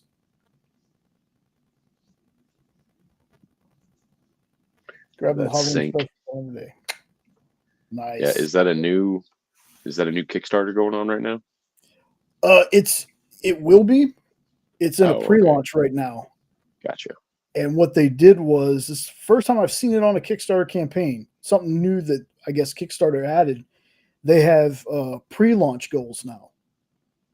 So depending on how many people are following the campaign, that unlocks the next thing that you get in this bag that they're giving people. So like stretch goals. Yeah, they're like stretch goals, but they're before the campaign even begins. Stretch goals for the pre-launchers. Yeah, that's cool. Kind of reward the people that actually are there from the beginning. Yeah, I think it's also going to be tied into, you can follow a campaign all you want, but unless you actually back it. Because I guess you won't get anything physical. They won't send it to you until I gotcha. So the people following it though are helping out the people that are going to buy it, because they're going to get that stuff. Right. So even if you didn't follow it, you're going to get it because somebody else did. It's weird, but I'm like, okay, give me more stuff, man. I'm not going to complain. Yeah, exactly. And the sync stuff is so good. Like, again, we have the first 2 volumes, and then there's so many like offshoots. Like there's Iron Tooth Jack, there's Mr. Dig, who's the main kind of anti-hero in the book. He's the dude that if you ever see, if you see on right, he's got the fox mask, right? Yes, this is Mr. Dig's fox mask, and he goes after folks with a shovel. So a lot of interesting that was the most previous Kickstarter they had for that, wasn't it, Mr. Dig? I think so. Because there was also one that was like monsters. Okay. They got a lot of offshoots for the Sync series. Yeah, and that's why I was hesitant to jump on that because I was like, I don't even know where this is jumping in at, and I don't, and also trying to catch up on that, that receipt adds up pretty quick. Yeah, yeah, it does. But I did get the first trade to that, I think, from Kyle. I think in the first unboxing, I think I got that Sync, the first one. At least I think it's the first one. It's a good series, man. Are they kind of anthology to where you can read each one of them kind of independent? They're anthology at first, at least, and then they tie in together. Gotcha. So it's been a while since I've read the second one, but I think like events that happened in the first Sync tie into it a little bit, but it's nothing like so major that if you didn't read the first one, you're going to be like, what the hell's going on? Gotcha.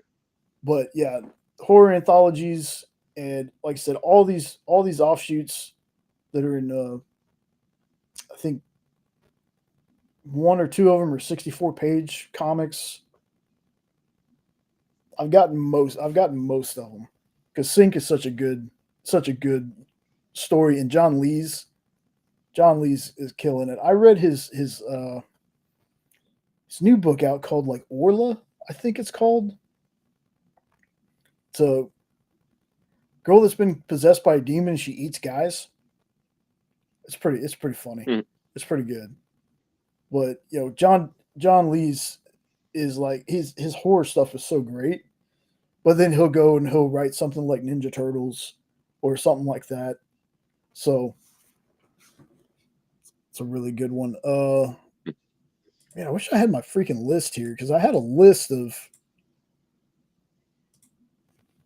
stuff that I read. So I could be like, hey, I actually read this, even though it has nothing to do with my list.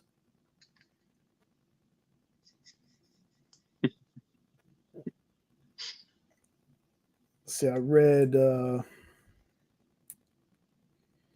I got DC Horror Presents and House of Horror on my list. I found some Final Destination stuff that I'm going to read.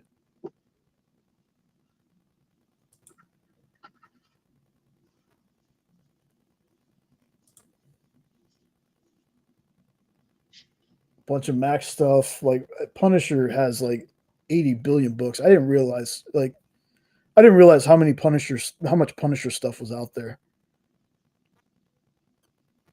That's like a lot of the characters. You get access to like Marvel Unlimited or DC Universe Unlimited, Infinite, whatever they call it. Mm-hmm. And you get into those libraries, and you're like, where do I start? Yeah. Yeah, because unless you give reading me guides are awesome. Yeah, you give me a bunch of one shots that aren't tied to anything. I mean, that's going to be the best. So, like, I put so much stuff on my list. I'm like, why do you keep going? Why do you keep adding stuff? I'm never going to run out of stuff to read. No, even the stuff that I have here, I would be pretty content and probably busy for a long, long time if I was locked in this room and had to read them all before I could leave. I wouldn't make it. I'd starve. Yeah, exactly. But yeah, I mean, there is still, like you said, more that I have on the list that I still want to get and read. But that's why the digital stuff does come in handy in that sense, because it does help getting through more books faster anyways. You don't have to go sorting through to find the next one in the run and go, well, what box did I put that in? Yeah, that's why I've added some things that like I know that I have this, but I'm going to add it so I don't have to look through the 12 or 13 boxes of comics I have to find one issue. Well, and then when some of those humble bundles come across there and it's, specific writers or specific character series, and it's just in bulk, it's like, $10, sold. Yeah, or 100. whatever it is, I mean, some of those are way worth it. You get like 37 books for like $10, $15. sometimes. I just can't help myself. Death piles. Yes, unknown. Death piles are such a damn thing, man. Like I said, the You sad just thing keep is, moving the stacks. yeah, I'm like, especially on here, I'm looking at stuff and I'm like, hey, I've never read that. When I'm looking for something specific to add to my list, I end up finding other things. Mhm. I had the same problem when we did have a pull list with the comic shop. We'd add things, and while I'm in the store, I'm like, well, this isn't on the list. Go ahead and add this. Go ahead and add this. And then I told her, I said, man, I'm gonna have to call my list. I got too many damn books on this pull list, man. Like, and then I go in and I'm buying books at the same time. Mhm. So, and I'm having that issue here because there's a lot of, like, I know for a lot of people zombies are kind of overplayed, but there's a lot of zombie stuff I haven't read. Yeah, So I exactly. love going into the LCSs. Oh, Yeah, it's like an exactly. adult Toys R Us or kids Toys R Us. Yeah. You know, it's universal. You still got to keep all the kids from. Nope, don't touch that. Don't touch that. I don't want to buy that. Look at this statue. No, no. Statues are what gets me in trouble. Yeah, I 'Cause, haven't started buying any of those yet. oof. If I start getting statues, she's gonna come down and beat me with it. So we'll wait on that one. We need more room. Yeah, I got to start hanging shelves or something, man, because my statues are just freaking scattered all over the room. Hey, Bigby, what's going on? Hey, Bigby. Let's see. I know I got. I think I got some 3D printer like brackets I made and try and use those for shelf brackets and put up some board games and stuff like that in that, just get them out of a pile elsewhere. You got the room on the wall, so might as well. Yeah, because there's like I'm looking, and I'm just like, I know I got space in my boxes for some of these comics, but I just got comics stacked on top of these boxes. Well, you hate to put them in the boxes too, because out of sight, out of mind, you forget that you have it and that you want to read it Yep. until it comes along, a trade. Wait a minute, I have those somewhere. Yeah. Happens to me all the time. And like I said, that a couple of months I took a do it. Jeez. Big day. Oh, I went through and scanned almost all of our stuff in. Like there's some stuff I cannot find it to put it on a list anywhere. So I know we have more books than we have on League of Comics. Mm, Uh I still haven't completed mine. my goodness, dude. It's crazy when I consider how much we have comparatively to how many duplicates we have, which isn't a whole lot. Like I think out of our whole collection, we might have 6 dupes. And that's Okay. it. So I told her, I said, the main reason I wanted to do this, especially with the single issues, is there are times we go, oh, thank you, baby. I appreciate that, brother. We go in to a shop, and there's sometimes we don't remember we even got the book. So we Because you ended up didn't add it in the app didn't when you're add. looking Well, at this your is phone. yeah, and this was Done that. before. Yeah, this is before I knew I could do something like that. Right. So our collection had been undocumented for years.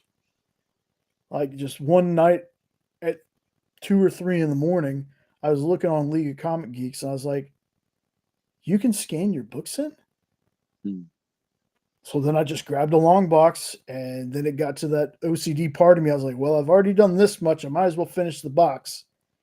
Well, I know I have this part of the collection, like it's kind of mixed up. So I bet it's in this other box. So then I pull this other box in and then I'm going through it and I'm like, man, I totally forgot I have this. I do League of Comic Geeks. I Yeah, know there's a that couple people of do different like, ones. yeah, people do like CLZ, I think is another one people use. Yep, there's that one. I think Key Collector is another one, but I think that one's a paid app to get certain features, whatever. Um, and then there's also Hip Comic is another one. Oh, I never heard of that one. Yeah, that one is kind of like you can take a picture of the whole comic itself and it'll kind of give you a rough grading to it. Sometimes I feel like it grades higher than what it actually is, but I also kind of look at mine kind of like CGC would dock you for it. So like, okay, well, that's definitely not going to pass, Yeah. something like that.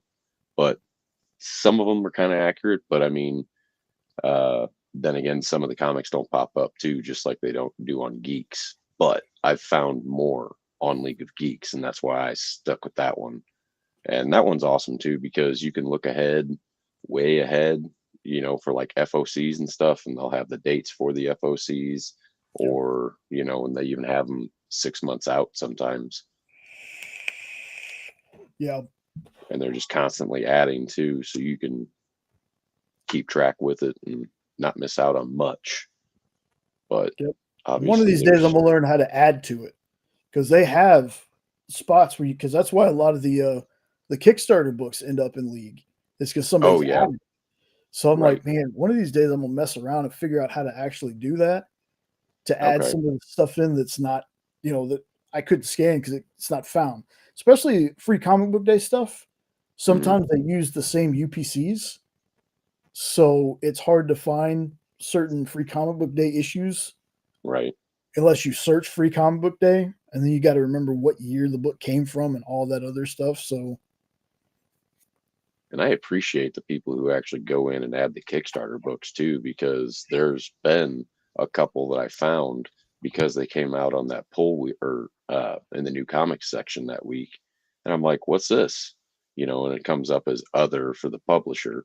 But, I found a whole book and a whole nother writer. And I'm like, whoa, okay, well, oh, this is a Kickstarter. All right, well, how do I get this book? And then I actually got it directly from the guy. So still waiting on number 2, but yeah, yeah, that was a good one. yeah. There's like when Triple B shows the Becca Boo books and the Pumpkin books, and I'm like, Okay. those are from Obscura. And the only reason I know what company it's from is because a long time ago, I want to say Jenna was going through Kickstarter and she found the first Pumpkin book, which Pumpkin is like reminds me of a Zenoscope book, Okay. but it's basically girl gets killed, she comes back as like this demonic pumpkin princess or something. It's really good though. Like it's really good. But I was like, that's Don't the go off my pitch. yeah, yeah, don't go off my books at all. But we ordered from there. So then we saw there's Becca Boo and there's these other things. So when Triple B shows those, I'm always like, yeah, Obscura. That's where you can get those. So if you're looking for those books, because I know like on League, a lot of those Kickstarter stuff, it is under other. So I Mhm. think he showed a book the other day, and I was like, that's from Submarine Treehouse. And I think he thought I was messing with him. Mhm. And I was like, no, it's in the corner of the comic. Like, if you look at the comic you just put on screen, look in the corner, their logo's down in the corner. Instead of being Mhm. up at the top, it was down in the lower left hand or right hand corner. I was like, no, that's the name of the publishing company. It's Submarine Treehouse. Because I've gotten some stuff from them before too, a long time ago. But I mean, for it being free, it gives you a nice breakdown of things. Like I know exactly how many DC comics I have between single issues and trades and things like that. It tells you things like, you know, character you have the most of, writer you have the most of, artist, letterer. Cover artist. Yep. Yep. So I mean, and that's the free part. I don't not 100% sure what they have on the paid part of it, but for the free part of it, if you need a breakdown, it tells you the percentage of trades that you have. Like Yeah, I've seen that part, but I don't even think that's a paid part. I think that's just in there on the free part too. yeah, To that's where, part of the free yeah, stuff. Right. Oh, okay. Yeah, I that's just part said of the that was free part stuff. of the paid. I don't even know what the paid like. Oh, I'm okay. just like, man, if this is the free stuff, I was I about to ask you. I mean, was like, oh, there's a paid version. But yeah, I didn't know there was, yeah. because So I've never found a roadblock. Usually that's when I find out that it's a paid thing. It's like, oh, okay. yeah, Limited. there's a certain I can't remember exactly what it is on the like the paid part of it. Like there's a okay, series progress tracker, a reading log. Yeah, the reading log's nice. I've referred to that a couple times whenever you've asked, what books have you read? I go, oh, hold on a minute. But I forget to add those too. Yeah. Like some of it says when you actually get into it that like upgrade to pro and it'll give you like an advanced thing with more options. But like say when I scroll down, there's a my collection value. Even though it's grayed out, you can hit the stats, and that's where you can find out how many's in your collection, if you marked any of them red, uh, cover price, the total paid, estimated value of your comics, and then it's got like top publishers, formats, and then The prices aren't 100% though. nah, I don't ever go by. Definitely. Yeah, Yeah, I don't ever go by you can't those. go off any of those. You got to go off the eBay sold last or the last sold prices, stuff like that. But another good feature on that app is you can actually, some comic shops link up with it and you can do your polls through them. Yeah, Because I know that's how Eddie does his polls with Michael Flames in the Phoenix versus doing like poll box whenever that was a thing at Diamond. He just did it through League of Comics and linked it up, and it's not necessarily ordering through there, but if you have a shop that knows that you're adding stuff, they'll get a notification whenever you add new polls. hmm. So I haven't done that one yet because I got my LCS here and I don't want too many duplicates or any at all really. Yeah, So there's very few that I'll accept the dupes, but yeah. Like I said, that I don't mind the dupes if we happen to we picked up cover C and we already had like cover A or cover D. It's the ones where I'm like, oh, I don't consider those duplicates. yeah, Variants. okay, yeah, Oh, yeah, that's yeah, okay, yeah, that's true. yeah. So where I'm like, these are the exact same cover. And I think we did that with like the Dark Multiverse Crisis one. I think it's got Mhm. like a Superwoman on the cover. We got two of those, not realizing we had already grabbed it. There's oh man, there's just I'm sitting here and I'm talking about all the stuff that I'm reading, and I was a I was very against digital comics a while back.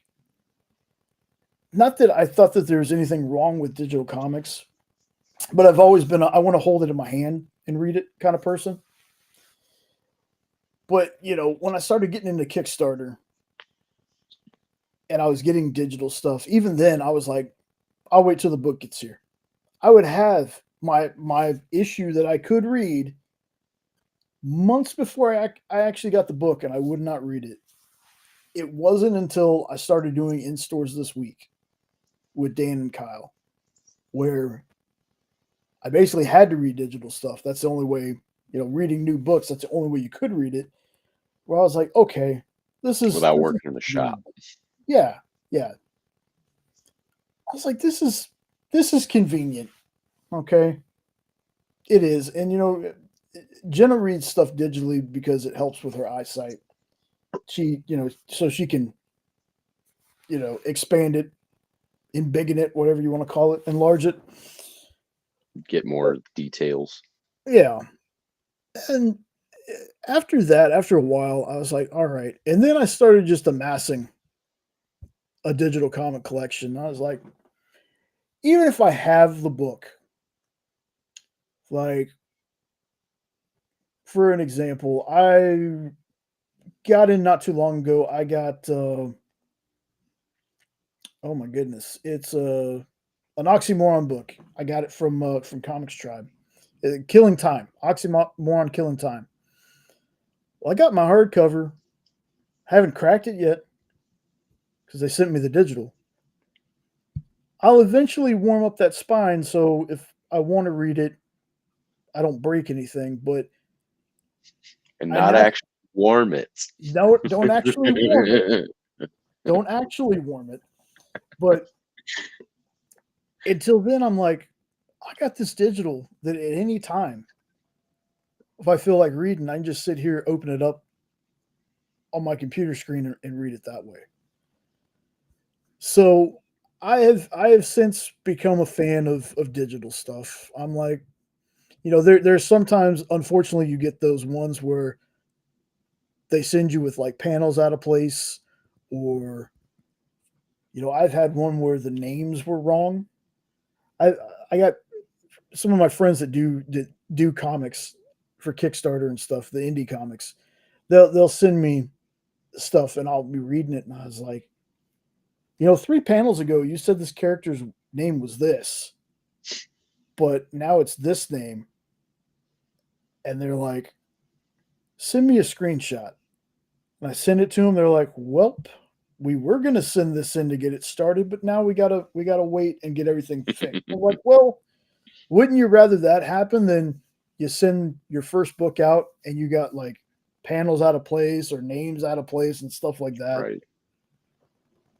Like, and I like doing that stuff for them too. I like, man, I can proofread other people's work, but I misspell shit all the time.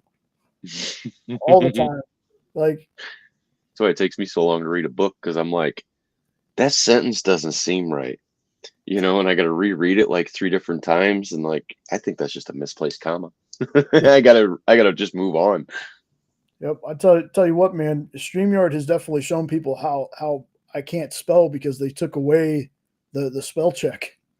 There used to be a spell check where I could be like, oh, I spelled this wrong. Right click, fix it, all good. Now it's like, no, The red dude. squiggly line Yep, no. is gone. You want to figure out what it is? You're gonna have to type on in a different browser. That crutch you've been using, I'll take that. Yeah, exactly, bastards. And I think what I love most about digital comics is, oh, you're going on a trip? Portability. I have Yeah, a whole collection right here. No box, no whatever. It just fits right in the backpack. yeah, Right on the plane you go, or the bus, or wherever. Passenger in a car. yeah. It's nighttime. Oh, I don't need a flashlight. I have a backlight. Exactly, You man. know? That was sad because as a kid, taking trips to North Carolina or Indiana to see family and stuff, I could take me a bunch of comics because we didn't have that tablet technology when I was a kid in ancient Right. times.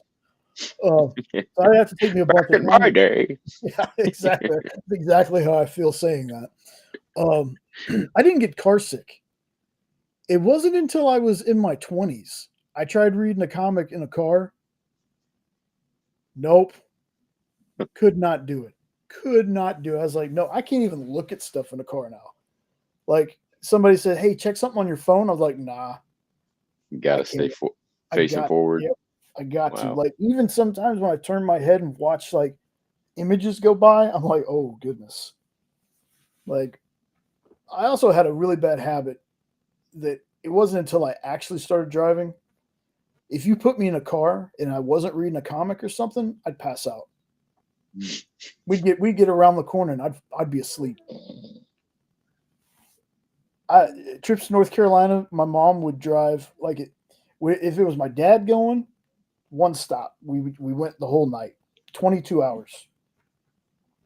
My mom was driving. We'd have to stop for the night, but I would spend the time from when we left the neighborhood till we stopped at the motel or hotel or wherever we were staying.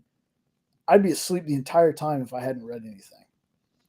So then we'd get the hotel and be like, okay, well, there's only like 8 or 9 more hours till we get to my grandparents' house. And I was like, now I can't sleep.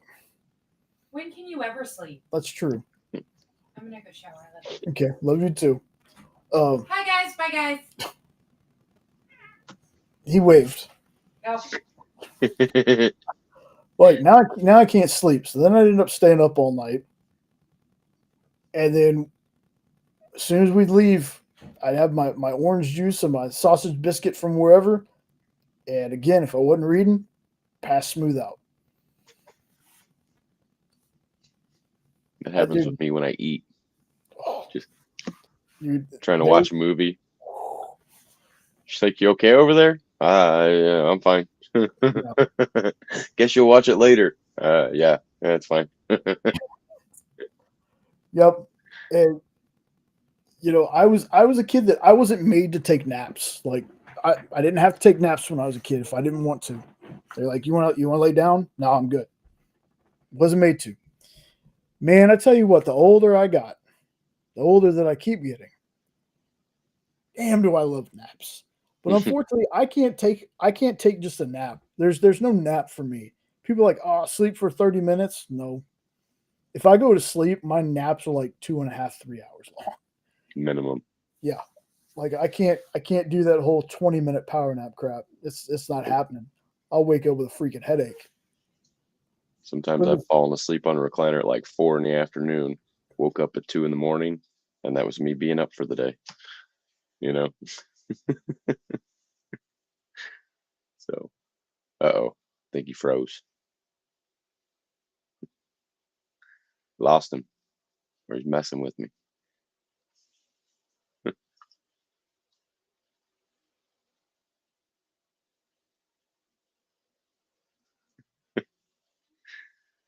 I'm all alone.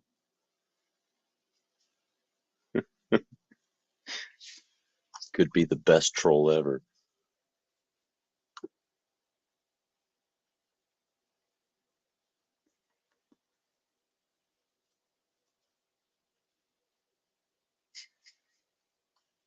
We are frozen. And now it's just me.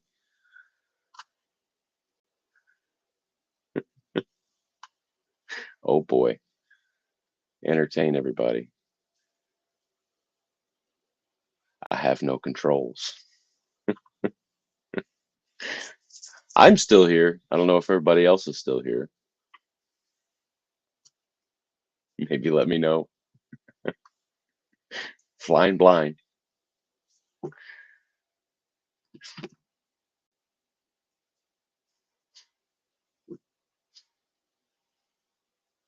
Hopefully he'll be back soon. Cut out right not too long before the birthday. Just got another hour and a half. But we were supposed to be live.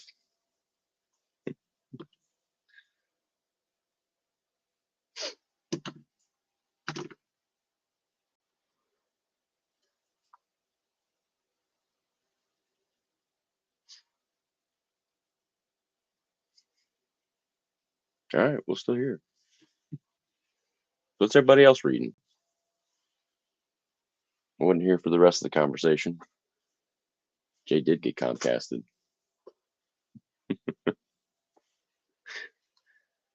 Threw me off. I don't even remember what he was talking about.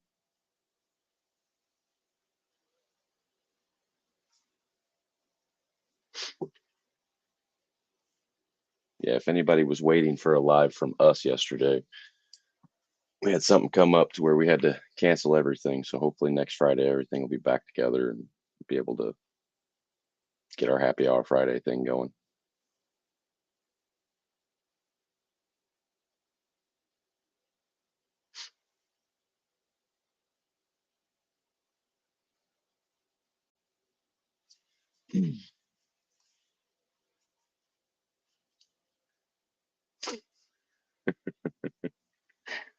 Lost his tower power.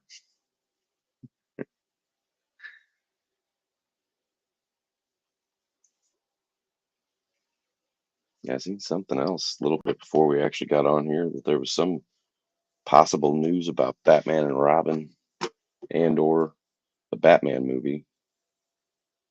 I think possibly some connections. What a time for the internet to drop. He said, well, since you weren't here for the first half hour, or the first hour and a half, take over. I need a break. Hmm.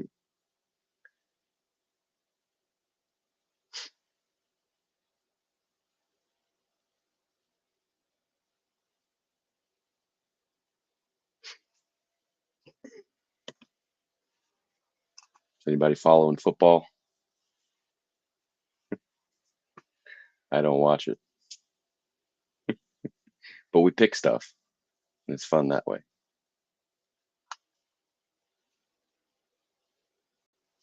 I think they were talking the Dick Grayson, but I didn't actually get to finish watching the video, so I probably shouldn't even brought it up. Could be Tim Drake though, but I don't think they're actually going to put any kind of Robin in the Robert Pattinson movies. I think that might have just been they've been fan casting Timothy Chalamet for Robin for a while, but I think everybody wants to see him as Tim Drake more so. I think he'd be too old to play Damien. Yeah, I think they should start off Dick Grayson as Nightwing and just skip him being Robin. And everybody's going to want originality, and staying true to the original story and stuff. But I think Nightwing can be its own franchise and be just, well, maybe not just as successful as Batman, but more successful than some of the other things that they've tried.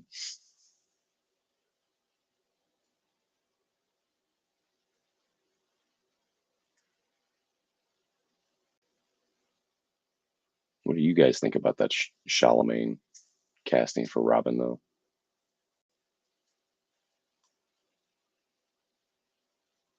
I think he's too old by now. Maybe I'm wrong.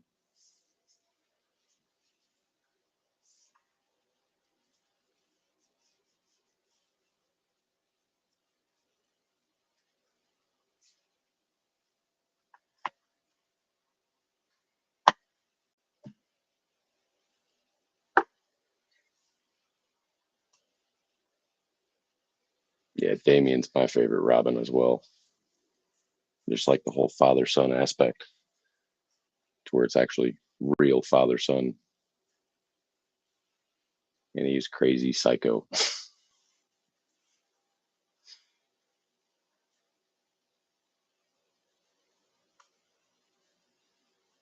Yeah, I like Chalamet. I still need to see the second Dune movie though. The first one I was so confused because I haven't read the books, but yet another thing to add to the list to read. Still need to watch that Titan series. I think that's on HBO Max now. So, hey, there he is. My goodness. Jeez. There wasn't too much dead air.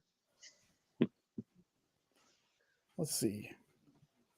Wow, now all my stuff looks weird. Uh-oh. You've been hacked. Oh, or it could be because I didn't have. There we go. I didn't have the chat thing open. So the tower was just like, hey, push the power button, leave it off for. I was like, I know how to reset a router, thanks, or a tower. So I had it off, and it said I was connected. But in order to get back into this stream, I had to shut the window down and come back into it. So I'm sitting here, it's just like connecting. I was seeing comments pop up. And I was like, man, I'm going to have to leave the room and come back in. And when I did that, it didn't kick you off. So it I worked. feel like that's happened before.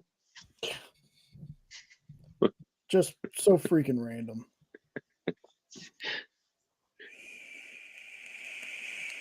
See. You almost started getting into some of the news things that we were going to talk about yesterday with Eddie. It's like, what else can we talk about? Let's see. Who they cast. Let me tell you. Brendan. Is it Brendan Thwaites or Brandon Thwaites? Was Titans. I liked cool. the Titans show. I hadn't finished it. Like we watched the first and second season. But that one felt like edgy to be edgy. Really? A little too much. I still think Swamp Thing was the best thing that came out of that DC universe stuff. I love that show so much. It's so disappointing that that's not going to keep going because they just got into the what's his name, the Fluoro man. I can't remember his name, but it's the guy that Hydrophoric man. Yes, because he didn't pop up until the very end. But that actor, I love that actor. Can't remember his name. Kevin Durant. There you go. Yep, he was good. Liked him in that X-Men Wolverine movie, The Origins. Look, that movie had its parts. Yes. It wasn't all terrible. There was not parts. The turnaround on a motorcycle on the street. No, but that whole fight with Agent Zero was awesome. Yeah. Sharing a birthday with Michael Keaton's pretty dope, though. Unknown. That is pretty good. Yeah, I think the best part of that Origins movie was Liev Schreiber as Sabretooth in there. Dude. He killed it. Dude, I was always hoping that they bring him back. I think it's either a deleted scene or somebody finally pointed it out that in Logan they talked about how Sabretooth was dead. Oh, okay, to where that already happened. Yeah. Leading up to the movie. Yeah. Because I feel like a lot of them were past at that point because whatever happened. I had to go back and watch that. Can't remember because wasn't there some big event? Yeah. Wherever. Yeah, okay, that's right. The professor. Never mind. Mm-hmm. Yeah. I remember now. Forgot it had Alzheimer's or dementia or one of the two. Yeah, and he had just all the telepathy. Yeah. Yep. And yeah, as much as people dislike that movie, there were great parts in X-Men Origins Wolverine. And unfortunately, because that movie failed, we didn't get Magneto or any of the other ones they had planned. But even though Barakapool wasn't my favorite part, Wade Wilson in that, and the fact that we would get the Deadpool movies we got because of him being cast, totally worth it. Totally worth it to me. Like, I didn't like what they did with him in that movie. I kind of like, but his Wade Wilson, before he got turned into Weapon 11, was that's who I pictured as Wade Wilson. That's how I pictured him being. So. And didn't I hear that there was a different actor that actually played Weapon 11? But it wasn't Scott actually Adkins. Ryan Reynolds. Yeah, it wasn't Ryan Reynolds in the makeup. Which blew my mind. Scott Adkins is an actor that I can't believe. He's like a Michael J. White to me. I can't believe the guy's not bigger. And he just does a lot of B action movies that are still like he is the guy that they did oh my goodness, I forget the Undisputed. So the first Undisputed movie was Wesley Snipes versus Ving Rhames boxing in a prison. Then they took the Undisputed movies and made them MMA movies. Scott Adkins was the guy who played Boyka in the Undisputed movies. Like, he was the bad guy of the second one. because when they did the second one, it was Michael J. White was an MMA star, and there was this underground prison thing where they did MMA versus other prisons, and he fought Boyka. And that was Scott Adkins. Scott Adkins, to me, 20 years ago, maybe, he should have been Batman. He's an English guy. He's very just his martial. This guy, for as big as he is, he does the craziest crap with martial arts. Like, the dude's awesome. If you've never watched any of his like clips or anything, watch them because he's so dope. Even to this day, he was in Doctor Strange as one of like the bad guys henchmen in the first Doctor Strange movie. Oh, okay. One of Caecilius's people.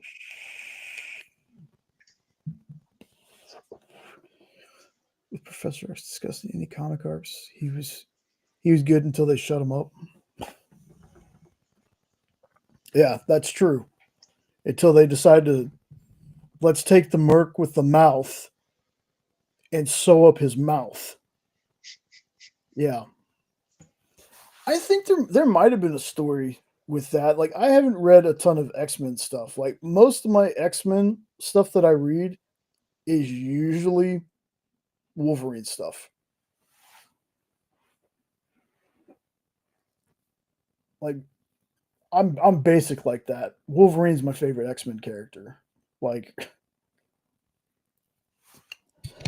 I was always a Gambit fan. Gambit's dope too, and you know what? I don't think Taylor Kitsch did a bad job. Mm-mm. Like, that's another No, person where he made a good Gambit. I liked the Gambit in that movie. There wasn't a character outside, what they did to Deadpool at the end of the movie that I was like, that's terrible. Like, even Will.i.am's Wraith, his John Wraith, I enjoyed him. yeah, his death sucked. Yeah. It could have been better, but no, I didn't hate that movie. It does get a lot of hate, but it did have very good parts in it. Yes. The incident from Logan, I'm not sure. I'm not sure if that's ever been used in a story. It probably has. I mean, there's so many X-Men stories. Like, that's one that I've never felt like I know the right spot to jump in. Even though people are like, well, after this stuff in Krakoa and all this other stuff, you can jump in after this. I still don't feel it honestly feels like I need to read all the, like, starting with X-Men number one. Like, I have to start it from there. There's so much stuff that goes on in that one. Well, and they reference all of it too, and it's also, I feel like that run has so many characters and there's so much character development in each of those arcs, because a lot of those arcs will focus more on one character, and then the rest of the team will be kind of the B characters in them. Yeah. Most of my knowledge when it comes to X-Men is the cartoon. Mm-hmm. Like Same. the original X-Men cartoon. And then, yes, I know. Shh. Yeah, because really the only affordable way to read those is if you have one of those Marvel subscription things, or if you collect the hardcovers, because those do the omnibuses essentially of, well, some of them don't even actually go all the way back to I think you got to get the X-Men Classic series to get the old school ones, to get the readable ones. Yeah. And then I forget what the first omnibus actually started with those, but I've been looking at them. But those things are expensive too, like $60, and it's not even like, more than 25 comics or something. Yeah, that's what sucks about those long runs. Yeah, so that's the thing that you look at it. There's so much going on. Like, again, I would just end up going back and just, I got to start with X-Men number one from 1960 whatever. I think that's first. Was X-Men? X-Men was one of those like early '60s, right? Yeah. Yeah, I I think thought so. 63, something like that. Yeah. And you had the original team, and then it turned into the Uncanny series, I think, after 120 issues or something like that, maybe somewhere in that range. And then it switched over to be the Uncanny X-Men. And then it was that way until the 90s, until they switched over to the Jim Lee run. My And then it goodness. was more like X-Men 97. So technically, I guess you could probably start at the 90s run, and that'd probably still be a decent starting point. But that's even still a big run. Yeah, just looking at it with all the annuals and all that stuff. X-Men issue 544. My goodness. Yep, that's where I'd have to start. Something like that. My, oof. Yeah, because that's not even counting any of the spin-off series that go Yeah. with those. Good. That's just the man. main run. Yeah, it's only about 1,000 issues to catch up on. Yeah. I've heard that those History of the Marvel Universe are pretty good to give you like a collective, and it's way more abridged and gives you all the info that you need essentially, but without all the little dialogue details that come with what reading the individual issues. Yeah. Yeah. And yeah, and also the Fox movies, Unknown.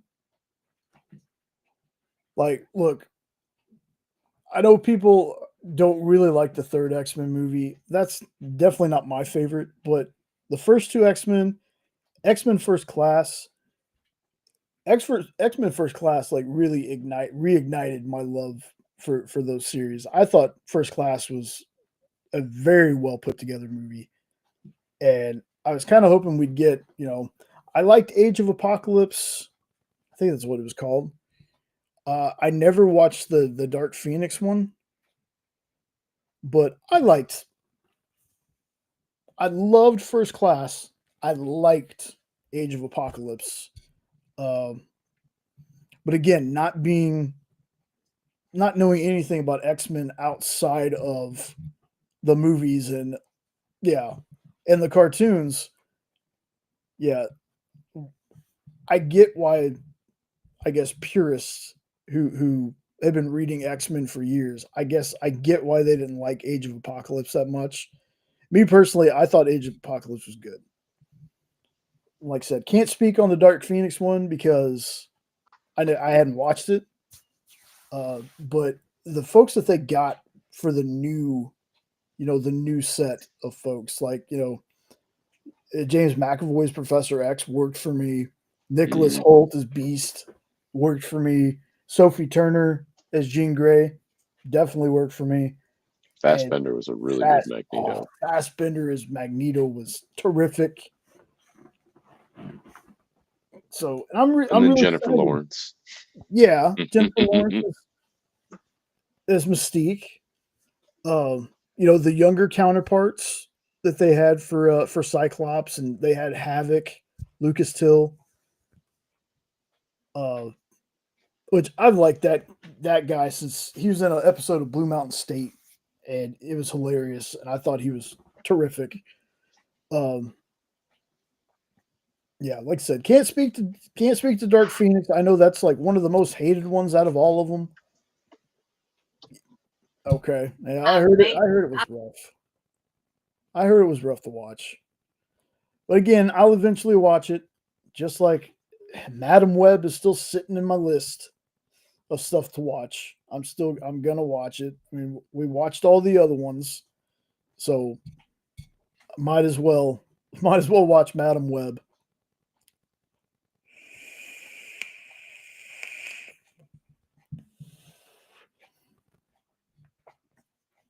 And I tell you what, since he's got to pop off for a second, I'm Oh no, he's coming back. Coming back around.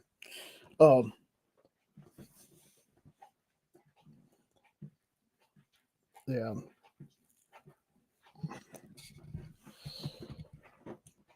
Let's see. Hold on just a second, folks. Again, I'm in here with the dog, and my dog is going freaking nuts. So excuse the silence for just a second.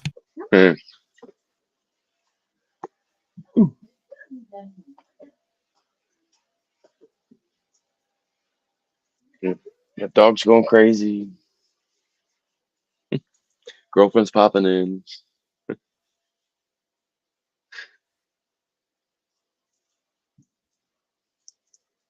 He's restless or wanting to go to bed.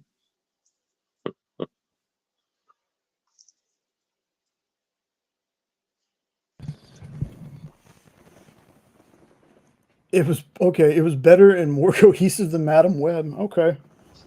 I still haven't seen that one. I know. I know. People tell me don't waste your time on it, but I'm like, I gotta watch it at least once. Yeah, I mean, I'll see it. curiosity at least. Just to form your own opinion too. 'Cause like I said, I thought Thunderbolts was really good. There are other people in our friend circle that thought that was the worst movie they've ever seen. So The first time I watched it, I liked it. Second time I watched it, I guess I was more analytical with it. And kind of ruined it for myself a little bit. Just overthinking too much of it, I guess. But all in all, is better than what's been coming out in some senses. yeah. You know. But I actually enjoyed the Black Widow characters. I know some people weren't a fan of those when the Black Widow movie was out. That I don't know. I like the Red Guardian. Oh, okay. It just cracks me up. Yes, dude. Yes, that's what I said. Ooh, Hydra, fancy. Ooh, yeah, yeah, and again, I was a person that when I first saw the trailer for it, my first thought was this is Suicide Squad with MCU characters. And then by the second trailer, I was like, okay, this looks really good. And then when I watched it, I was like, this is pretty solid. Like I can see myself watching it again. And then we get to Fantastic Four, and I was like, there were things that were questions that happened in Thunderbolts that I wished would have been answered in Fantastic Four, but they weren't. Nope. Yeah, that's true. It was a fun popcorn movie. I didn't feel like I wasted my time watching it. There could have been a little more to it. I think we could have done a little bit more with Bob. Yeah. But I mean, the whole story, I get what he's saying there, that it does feel like it was drawn out, like not necessarily like a big giant fight with just a bunch of them, but there wasn't really a whole lot of depth to the story. And some of the jokes were kind of a bit much. Yeah. But at the same time, I was laughing hysterically the first time I watched it. And then the second time, it was like, come on. But I'll watch those characters again. I'm not saying I dislike the characters. It was just I was wanting more with that movie. But it has its place. You know, it was a decent introduction for those characters, I guess. Because, it achieved what it wanted to, made me want to see something else with them in it. So, mission accomplished, I guess. Yeah, and I think for me personally, I think they handled Bob and Sentry a little bit better than how they handled Adam Warlock in the Guardians movie. Oh, definitely. Like, because they didn't make him a dupe. Don't get me wrong. I love Will Poulter's Adam Warlock because it fits the Guardian stories and stuff, right? And just the whole tone. But yeah, he's supposed to be way more omnipotent, I guess, if you will, and not so. I'm a kid. I don't know where to go. Yeah. Oh, mommy. but whatever. Yeah, and then It worked. I'm trying to remember because, again, trying to follow comic accuracy and timelines with Marvel is a little rough too. But I could have sworn that it was Warlock that had the Soul Stone. I thought he had one of them in his thought he forehead, had, yeah, right? I thought he had the Soul Stone. It wasn't Vision that had a stone. Because I think the colors are different in the comics too. Yeah, Like the It's- Soul Stone wasn't orange like it was in the movies. I think it was the yellow one.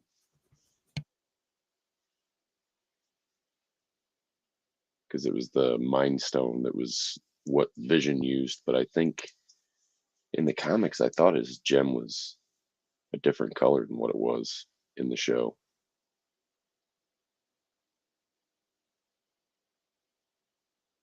And the movies. Maybe it was green. Maybe he was all green. Memory.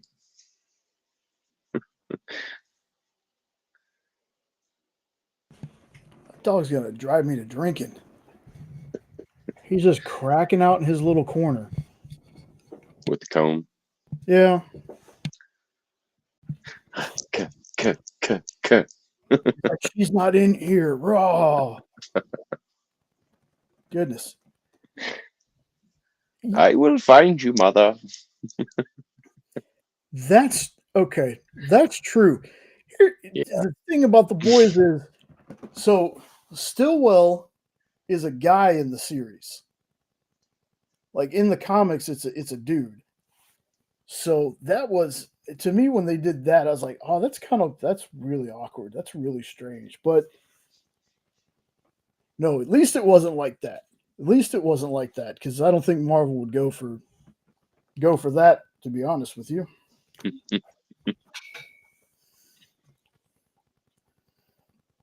But that's another show that, this next season is going to be the last season.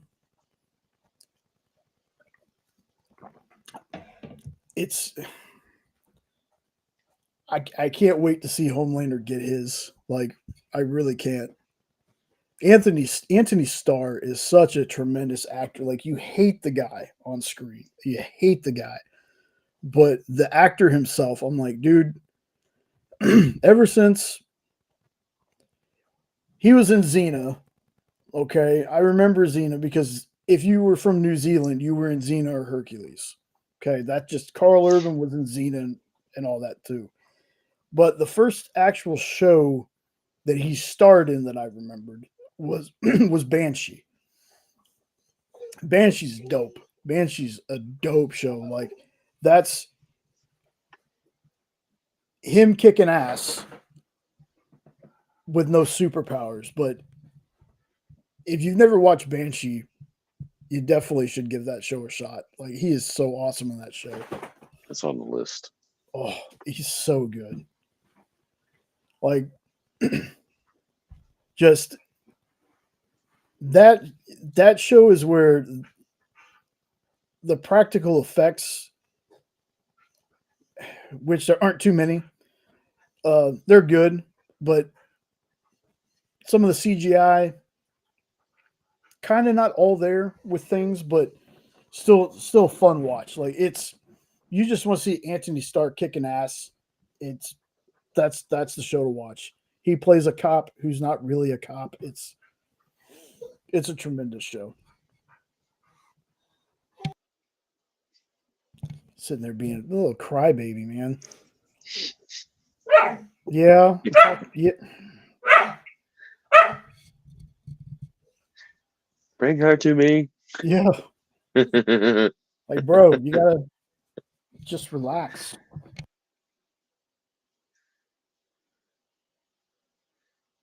So does he just prefer to hang out in your office, even though she's in a different room? Yeah. But then he gets like this. He's gonna knock my tower Like, over. where's she at? Where's she at?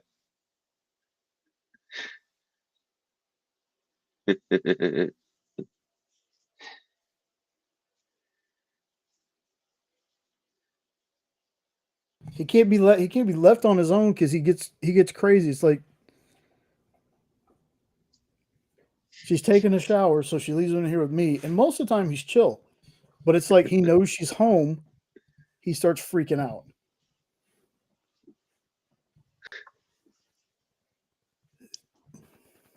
Jeez. Yep. The boy freaks out whenever he's locked down. Well, he doesn't freak out, but he'll sit at the top of the stairs until she will open up the door and let him up. Oh, thank God. Thank God. I didn't think you were okay up here. Exactly. Thank you, Unknown. I appreciate that. Yeah. Here in Texas, there's still 57 minutes, but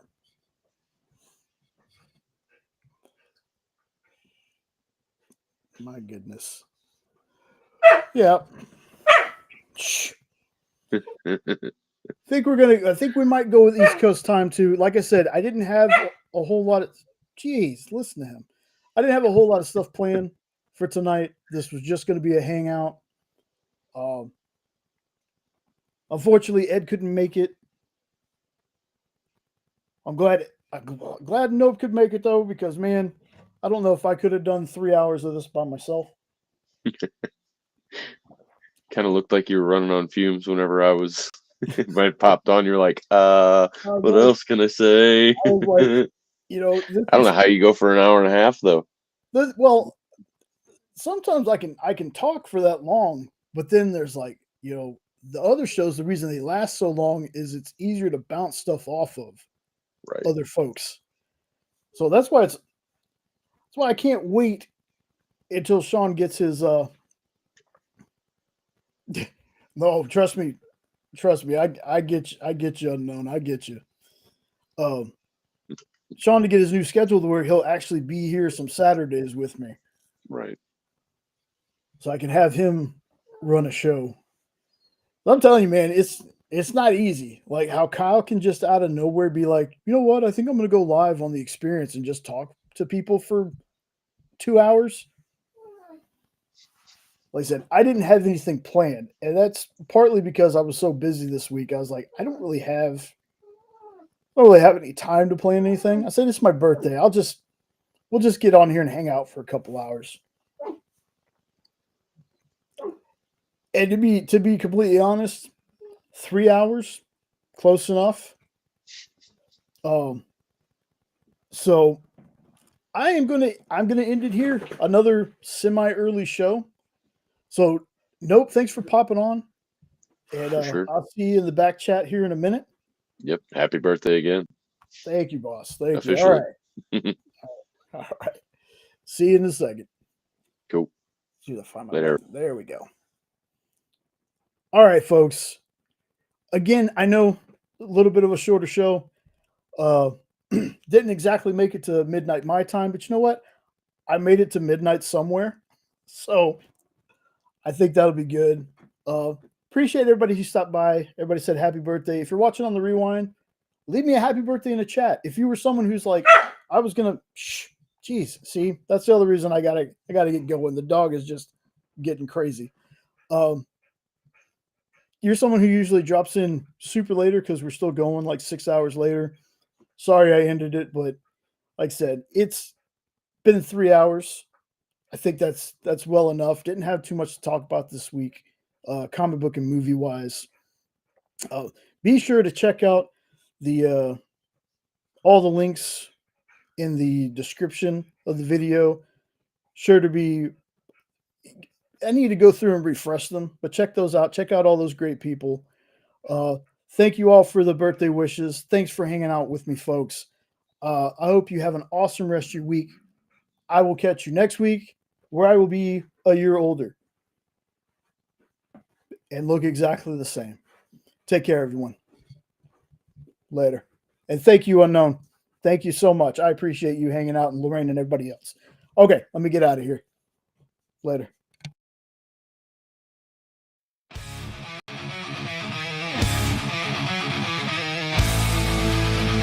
We talk about everything that makes us hum.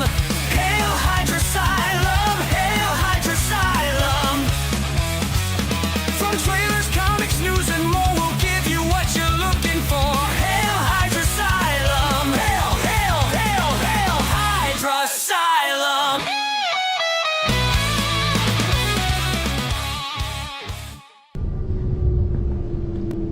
Hail Hydra.